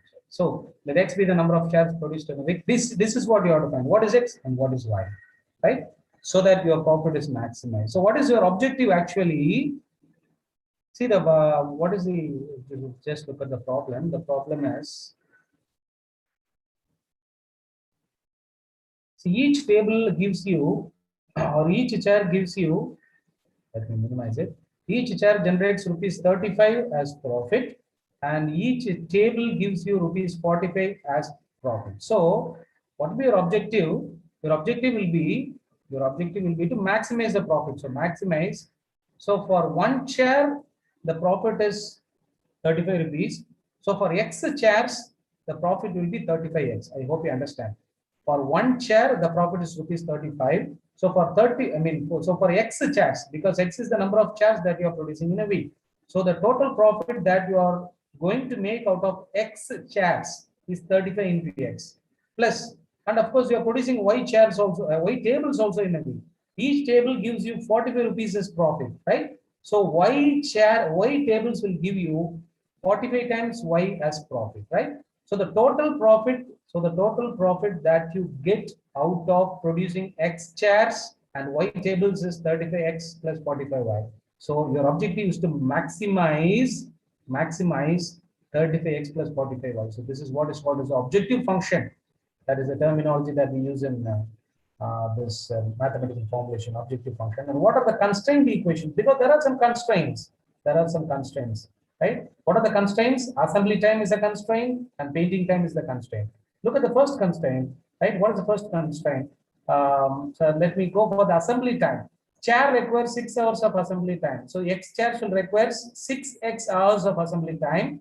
And what about for a table? It is 4 hours of assembly time. So 6X plus 4Y, that should not exceed 40, right? 6X plus 4Y, that should not exceed 40 because there are only 40 hours of assembly time. So I can write a statement like this. What is the statement? 6X plus 4Y is less than or equal to 40, right? And there is a restriction or there is a constraint there related to painting also. For painting a chair, you need 4 hours of painting time and 8 hours of painting time for a table. So for X chairs, you need 4X hours of painting time. So 4X plus 8Y is less than or equal to 45. 4X plus 8Y is less than or equal to 45, right? So 4X plus 8Y is less than or equal to 45. And there is one more restriction. What is that restriction? At most 8 chairs can be produced in a week, right? So X is less than or equal to, it cannot exceed 8. X is less than or equal to 8. So these are the constraint equations, right? So this is how we mathematically formulate a problem. That is all. That's it, right? So how you can see that how beautifully a real life problem is formulated into a mathematical model. And of course, there are non-negative constraints. The non-negative constraints are X is greater than or equal to 0 and Y is greater than or equal to 0. So this is how beautifully a real life problem is mathematically formulated. See here, That's what I have done here, right? So maximize z equal to Vertex. So here take another example also, but due to time constraint, I cannot go further, right? So operations result, any problem, any real problem can be mathematically formulated, and of course there are plenty of methods. One is a graphical solution, and if you have simplex method, you have dual simplex method, you have artificial variable techniques. So there are plenty of techniques, and nowadays with the help of computers, within a fraction of a second, we can get the answers just by feeding the data into the computers. It will give you the exact answer, right? How many chairs you have to produce and how many tables you have to produce so that your profit is maximized. And another beautiful example of OR is the transportation problem. What is the transportation problem? An objective is a transportation problem is to transport various quantities of a commodity that are initially stored at various or sources to different destinations in such a way that the total transportation cost is minimum. So let me give you a real life example where this transportation problem comes. What does a transportation problem actually is? Say for example, of course I've given a table. Say for example, there are different plants which produces certain product. They are plant 1, plant 2, and plant 1, plant 2, and plant 3. There are 3 plants. And there are 4 different cities, city 1, city 2, city 3, and city 4. The problem is you have to transport the product produced in these 3 plants to these 4 cities, right? And there are some requirements given. What is the requirement? See here, 45 units of product is required by city 1, 20 units of the product is required in city 2, 30 units of the product. The product may be LPG gases or whatever it may be, maybe cars, whatever it may be. 30 is the number of products required in city 3, and 30 is again the number of products required in city 4. And see here in the right hand side, the column, last column, they have given some values. What are these? These are called as the supplies. Plant 1 can supply a maximum of 35 products. Plant 2 can supply a maximum of 50 products, and the plant 3 can supply a maximum of 40 products, right? So the supply from each of the plants has been specified. The demand at each cities has been specified. So this is what these values tells us. And what about these values 8, 6, 10, 9? What about these values? Say for example, suppose you take 8. 8 is the transportation cost of transporting 1 unit of product from plant 1 to city 1. I repeat, 8 is the transportation cost of transporting 1 unit of the product from plant 1 to city 1. That is 8. It may be 80 rupees or 800 rupees or 8,000 rupees or even 8 lakhs. That doesn't matter. Just 8 units. I hope you understand. Suppose you take 12. Then 12 is the transportation cost of transporting a product from plant 2 to city 2. And suppose you take 7. And 7 is the transportation cost of transporting a product from plant 2 to city 4. So these are the transportation costs. These are the transportation 8, 6, 10, 9, 17, sorry, 13, 7, 12, 9, 14, 9, 16. So these are the transportation costs. Right? So how to find a solution to this transportation cost? Of course, I'm not going to tell you a solution as of now because we don't. So there are plenty of methods. The one such method is called as a northwest corner method. So this is a solution. This is a solution to that transportation problem by using the transportation problem. See here, when you add this 35 plus 40, you will get 35 plus 10, you will get 45. 45 is the total demand that is needed in. Of course, if you look at the problem, you can understand, right? 45. And if you add, you can see here 20, right? And here also it is 30. 20 plus 10 is 30, and here it is 30, right? And if you add here for row wise, it is 35. It is 50 and this is 40. Oh, you will get it, right? If you add what is written as green color, you will get the values, right? What does it actually mean? What does it actually mean? It means that, so this is city 1. So now let me give you an example. City 1, right? And this is plant 1, and this is plant 2, and this is plant 3. So from plant 1, you give 35 units of the product to city 1. And from plant 2, you give 10 units of the product to city 1. I hope you understand. So that 45 units of the product is the message. I hope how you are distributing the products available at different plants to different cities. Like this, if you take 20, it means that this means that you give 20 units of the products from plant 2 to city 2. I hope you understand. Because the total requirement in city 2 is 20, I give it from plant 2. I give it from plant 2. This 20, again, I give it from plant 2 to city 3. to city 3 and 10 units from plant 3 to city 3. So totally 30 units has been supplied to city 3. And for city 4, right, what does this 30 indicates? This 30 is given from P3 to, that is plant 3 to city 4, so that the 30 units required in city 4 has been met with, right? So I'm just taking the total supply available from each of the plant and distributing the available supply to different cities so that the transportation cost is minimized. That is very important. Transportation cost is minimized. But as per the northwest corner rule, the transportation cost is 1180. But there is another method which we call as the least cost method.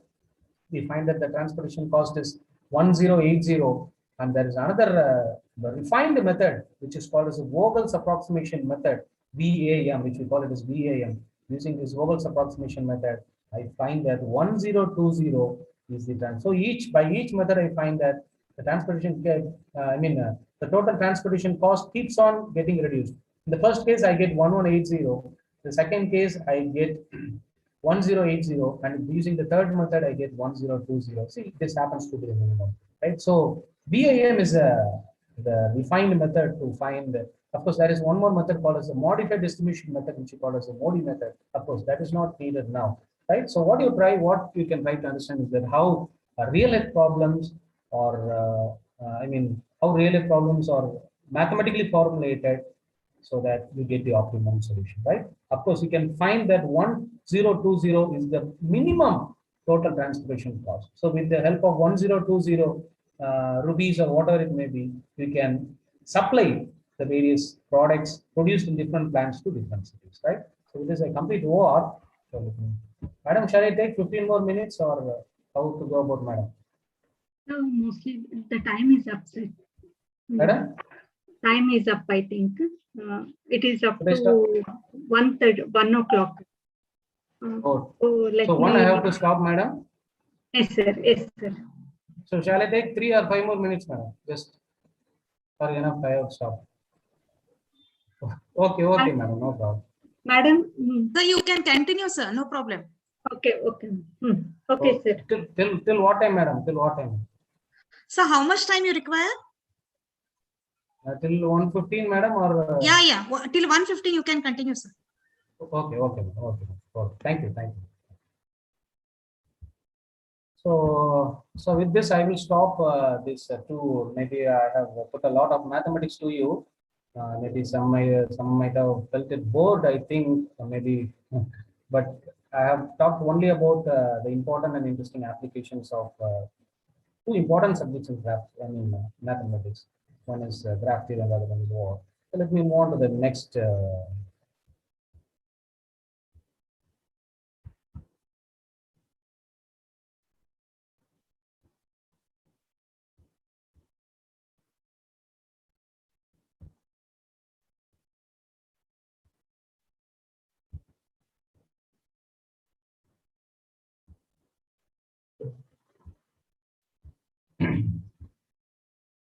So one of the interesting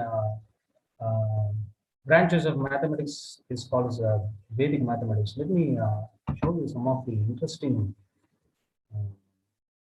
Some of you may be familiar with some of the tricks which I'm going to tell you, as you see on the screen. One is the squares of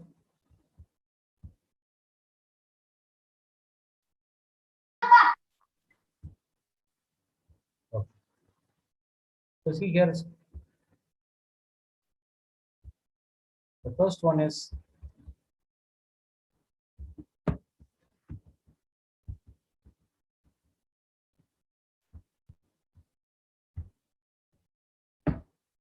squares of two-digit numbers whose unit digit is 5. A beautiful see here, 15 squared. 15 squared is 2. Maybe some of the tricks you may know. 15 squared can be written as see here. The last two digits will be always 25. And what about the first part of the answer? See, the answer can be divided into two parts. The last part has 2 digits. That is always 25. If you look at each answer, you will find that the last part is always 25, or the second part is always 25. How to find the first part of the answer? That is given by the unit digit. The tens digit. The digit in the 10th place is 1. So 1 into the next number, 1 into the next number, 1 into 2 is 2. So therefore the answer is, the first part of the answer is 2. So the entire answer is 225. Likewise, if we take for 25, the second part of the answer is 25. And what about the first part of the answer? The first part of the answer is, you take the digit which is in the 10th place. So 2 into the next digit, 2 into the next number, not next digit, the next number, 2 into 3. What is 2 into 3? 6. So the answer is 624. So likewise, as we go on, see here, suppose I take 95 square. I'm interested in finding the square of 95. See here, 5 squared is 25. So the second part of the answer is 25. What about the first part of the answer? It is 9 into the next number. 9 into 10, it is 19. So likewise, you can go for finding the squares of any two-digit number whose unit digit is 5. Whose unit digit is 5. So that is one of the tricks that you can find in Vedic mathematics. The next one, square of two digits number whose 10th digit is 5. Again, another interesting pattern which you can see. See here, 51. So always here, the second part of the, here also the answer is divided into two parts. The second part of the answer is the square of the digit which appears in the unit place. Of course, learning Vedic mathematics needs some patience, though it seems to be interesting. So far, we have learned only conventional methods, so it will take some time to understand some tricks in Vedic mathematics. But once you get accustomed to these techniques, you can do wonders, right? So see here, the second part of the answer is 1 squared. You have to remember that it should be always a two-digit number, so don't simply put 1. You have to be very careful. It is 0, 1. And what about the first part of the answer? It is nothing but 5 squared, 25 plus 1. What is 25 plus 1? 26, 0. Let me take 52 squared. The last part of the answer, the second part of the answer is 2 squared. It is 4. Remember to write 0, 4. Don't simply put 4. It is 0, 4. And what about the first part of the answer? It is 5 squared. 25 plus 2, the digit which appears in the unit place, right? So 25 plus 2 is 27. Likewise, if you take 59 or 58, say for example, 58 squared is 8 squared is 64. No, nothing to worry because it is already a two-digit number. So simply put 64. What about the first part of the answer? 5 squared plus 8. So 25 plus 8, so that is 33. So this is a beautiful pattern which follows for cases, squares of two digits numbers whose 10th digit is 5. Next, an interesting problem, how to multiply any two-digit number, right? Say for example, suppose I want to multiply 23 and 35. So let me give some examples using it. How to multiply 23 and 35. It's very interesting.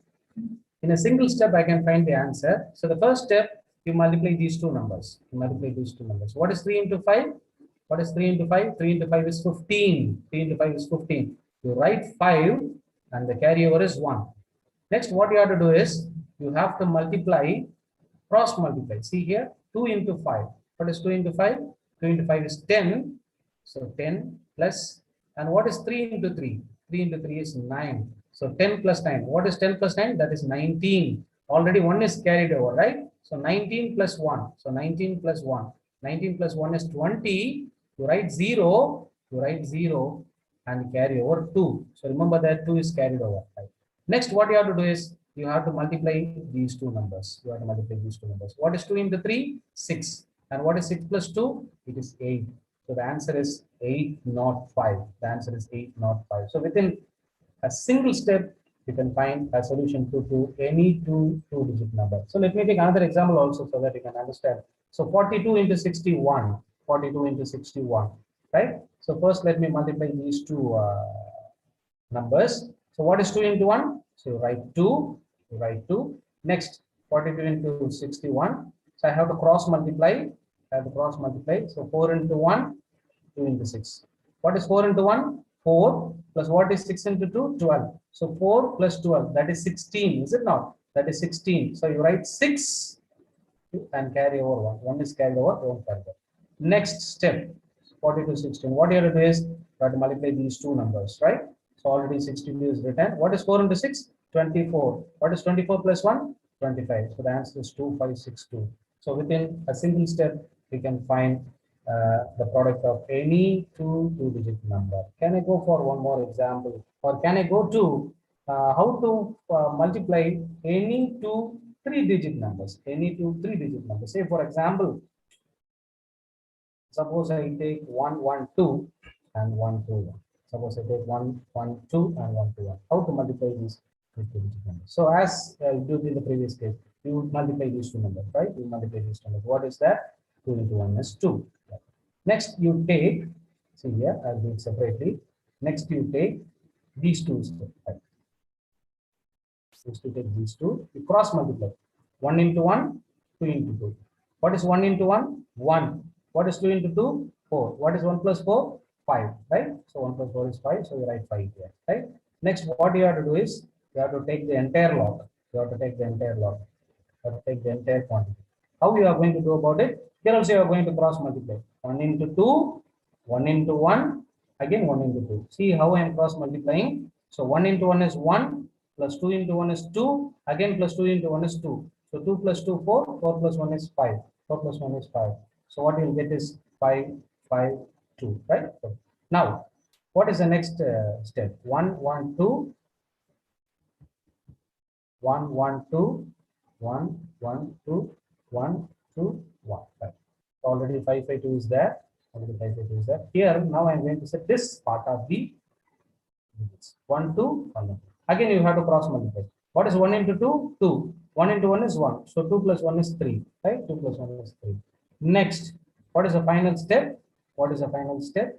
The final step is I will take these two digits. I'll take these two digits. So already 3, 5, 5, 2 is there. What is 1 into 1? 1 into 1 is 1. So the answer, the final answer is 1, 3, 5, 5, 2. So it may seem that it is a little bit difficult, but it's very simple. If you keep on practicing, you can end up with wonder in finding the product of any two digit numbers in the next step. So let me go a little faster this time. 6 into 1, 6 into 1, right? I'm multiplying these two, 6 into 1, right? 6 into 1 is 6. So I put 6. Now I have to take this part, 3 into 1, 4 into 6. 3 into 1 is 3, 4 into 6 is 24. So 24 plus 3. 24 plus 3 is 27. 24 plus 3 is 27. So you write 7. Don't forget to carry over 2. Now we take 3 numbers, right? The entire log. So 2 into 1. 2 into 1 is 2. 2 into 1 is 2. 3 into 6 is 18. And the 3 into 4 is 12. Cross multiplication, right? Right? So 12 plus 18 is 30. 32, 34, 32, 34, right? So you write 4, and you carry over 3. Right? Now you have to take this one, right? So approximately these two, this part, right? This part. How to take this part? 2 into 4, 8 plus 9. What is 8 plus 9? 17. Already 1, 3 is there. 17 plus 3 is 20. So you write 0 and carry over 2. You write 0 and carry over 2. Right? What's the next one? You have to take this part, 2 into 3. What is 2 into 3? 6. Already 2 is carried over, so 6 plus 2 is 8. So the answer is 80476. So that is how we can find the product of any two 3-digit numbers in a single step, right? Okay. So let me stop this Vedic mathematics part so that we can move to the next one. So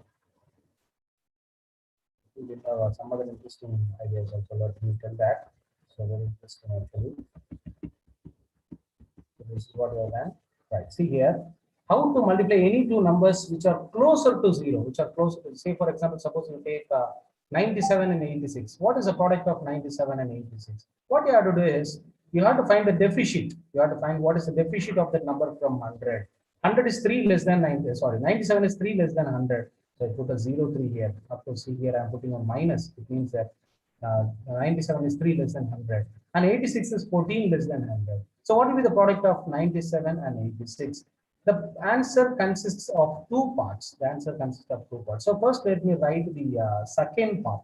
What is the second part? The second part is the product of the deficits. So what is 3 into 14? 3 into 14 is 42. So see here, there is the second part of the answer. And what is the first part of the answer? The first part of the answer is very simple. Either you have to subtract 14 from 97, or you have to subtract 86, or you have to subtract 3 from 86. Both are the one and the same. 86 minus 3 is 83, or even 97 minus 14 is 83. So whatever may be the expression you take, it will always be the same answer.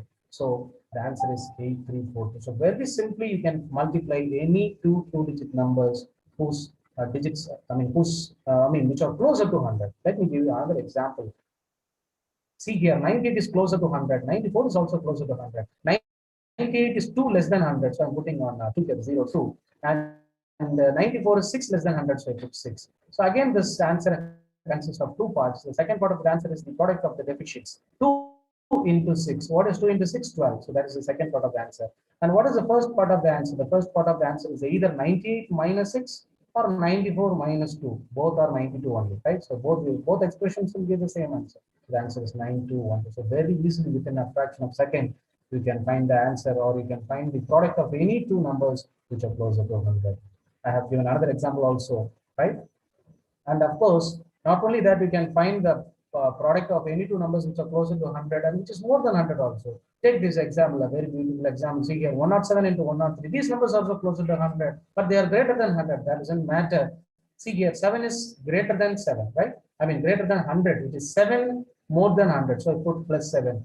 And 103 is 3 greater than 100. So I put 3. So here also, the answer consists of two parts. The second part is the product of the deficit. I mean, the amount, I mean, the quantity with which it is more than 100. So it is 7 more than 100, it is 3 more than 100. So 7 into 3 is 21. So that happens to be the second part of the answer. And what about the first part of the answer? Remember, it is plus sign. So 107 plus 3 or 103 plus 7 both gives the same answer.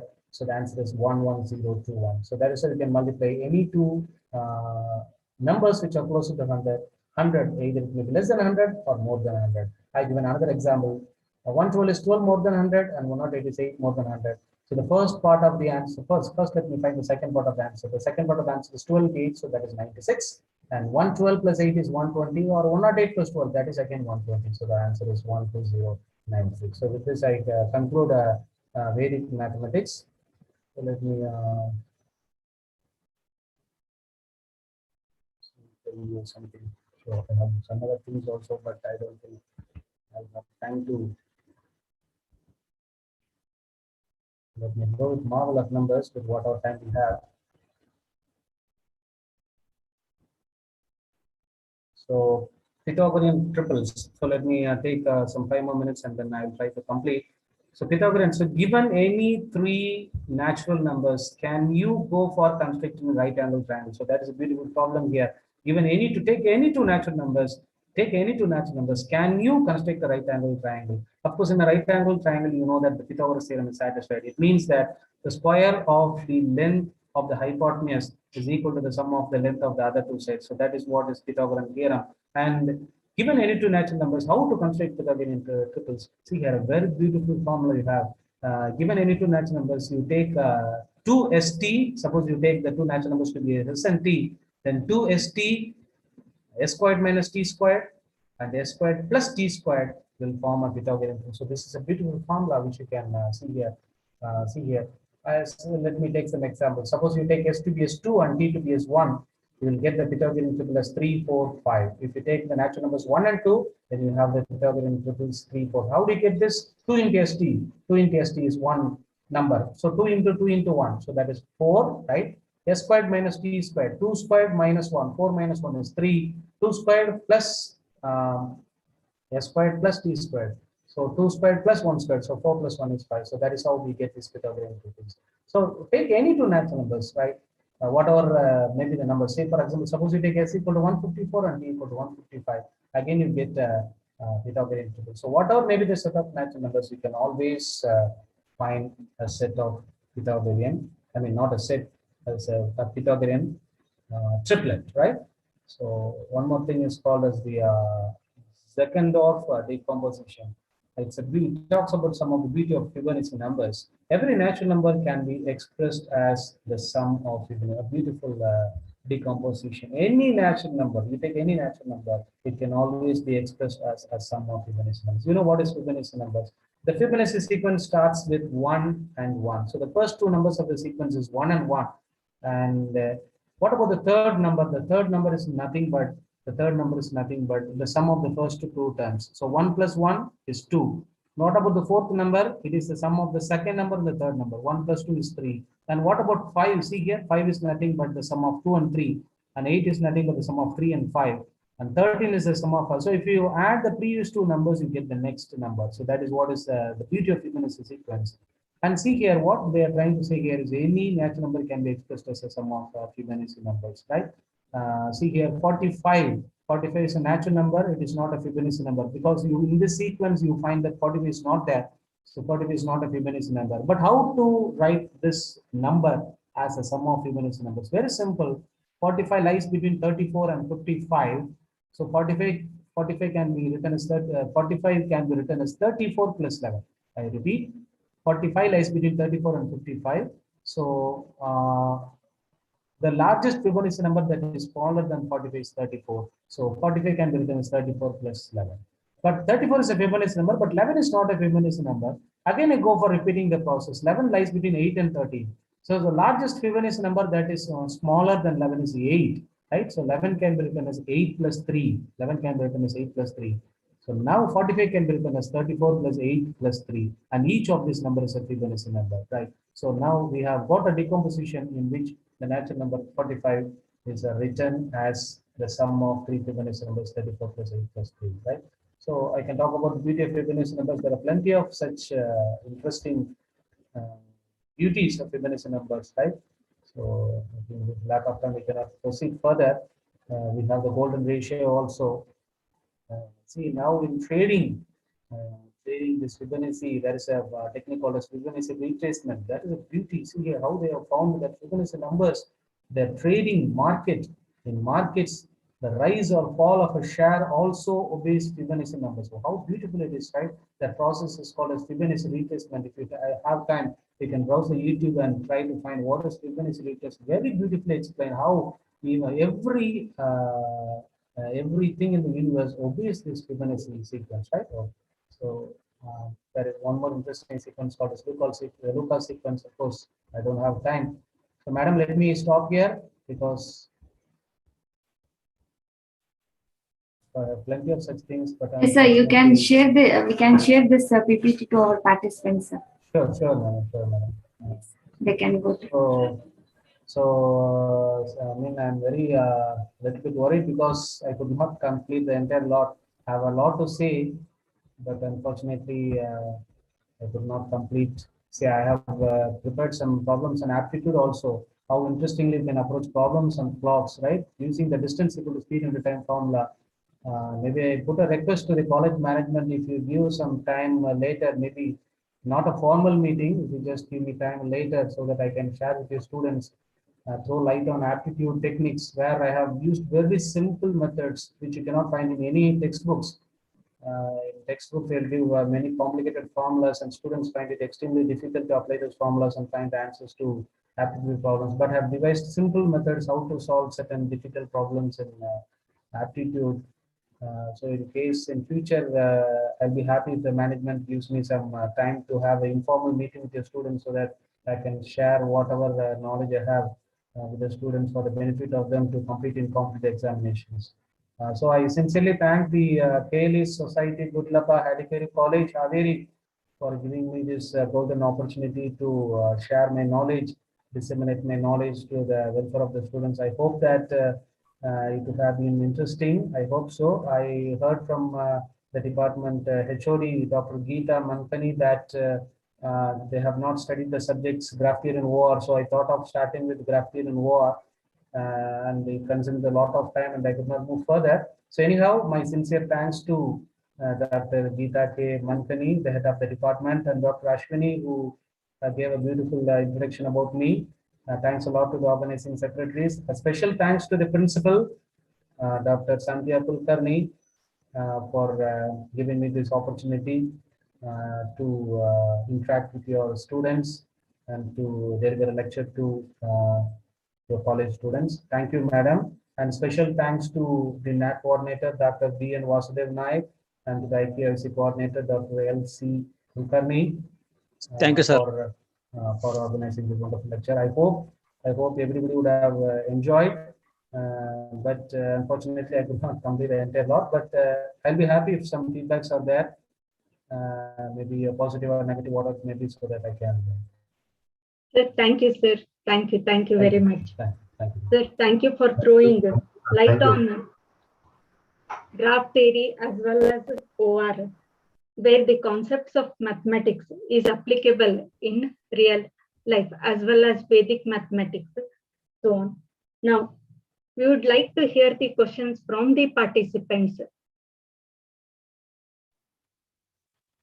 Any questions from the participants? Madam, we have one question here.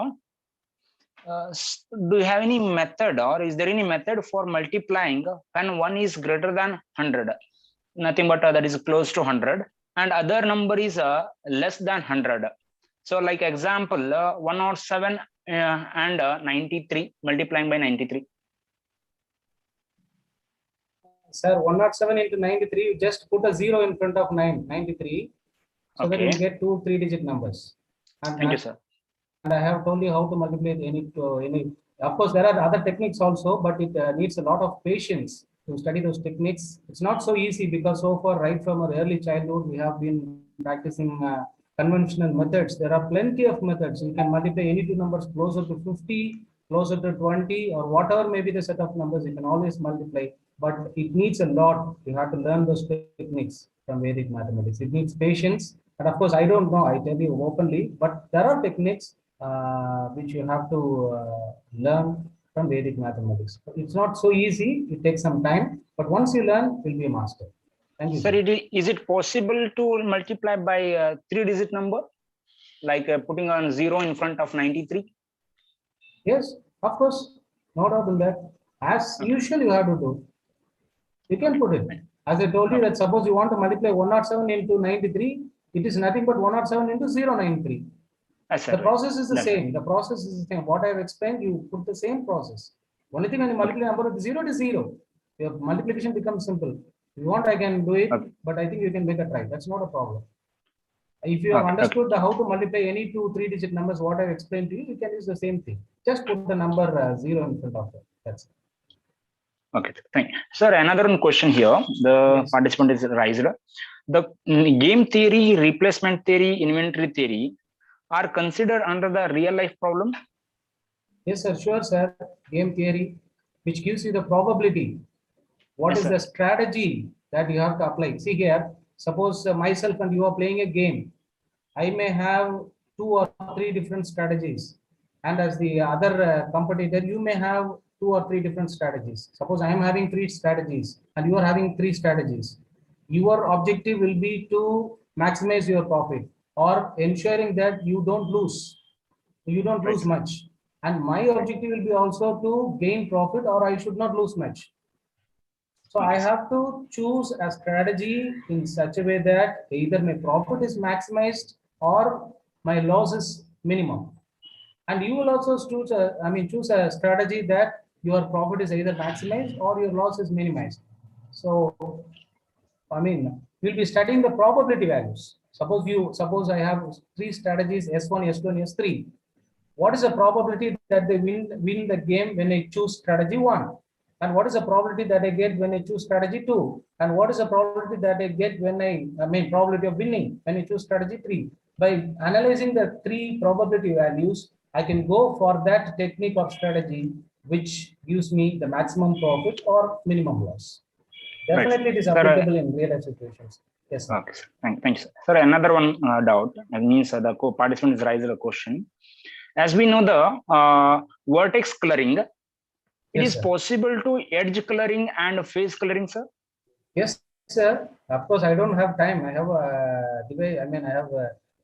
slides on 4-color conjectures also. There is a conjecture called as 4-color conjecture.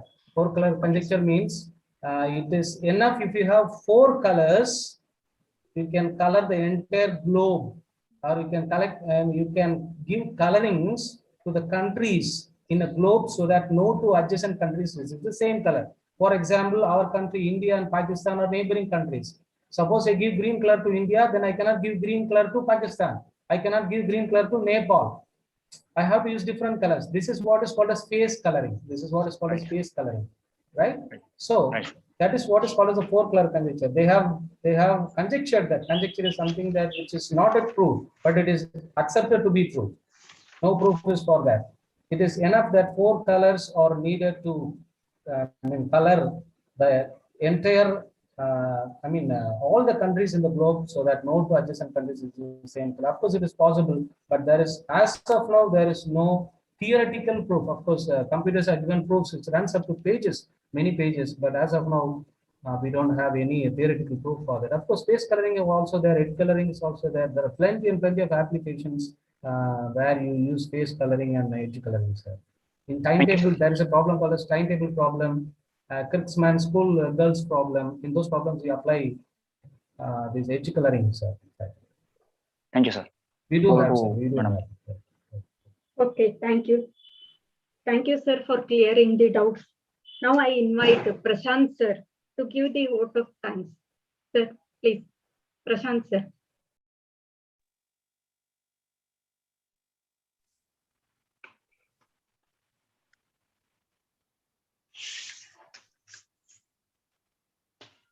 Good afternoon to one and all. As all good things come to an end in life, so is the webinar. On behalf of the department, I take this opportunity to propose vote of thanks to those who have directly and indirectly contributed to this wonderful event. At the outset, I thank our resource person, Dr. A. Praveen. We are really enlightened with your knowledge and presence. Thank you so much, sir. I would like to thank our principal, Dr. S.R. Kulkarni, for her enthusiastic support. Thank you, ma'am. Thank you. I also thank NAC coordinator, Dr. B.N. Vasudev Nayak, and IQAC coordinator, Dr. L.C. Kulkarni. Thank you, sirs. Thank you, sir. A special thanks to the organizing secretaries, Geeta K. Mankani and Dr. Ashwini Hatikal. Thank you, madam. Thank you. Thank you. Thank you, sir. I thank the organizing committee members, Shashi Kumar Totiger and Kavya Tilvalli, for their unflinching support and coordination.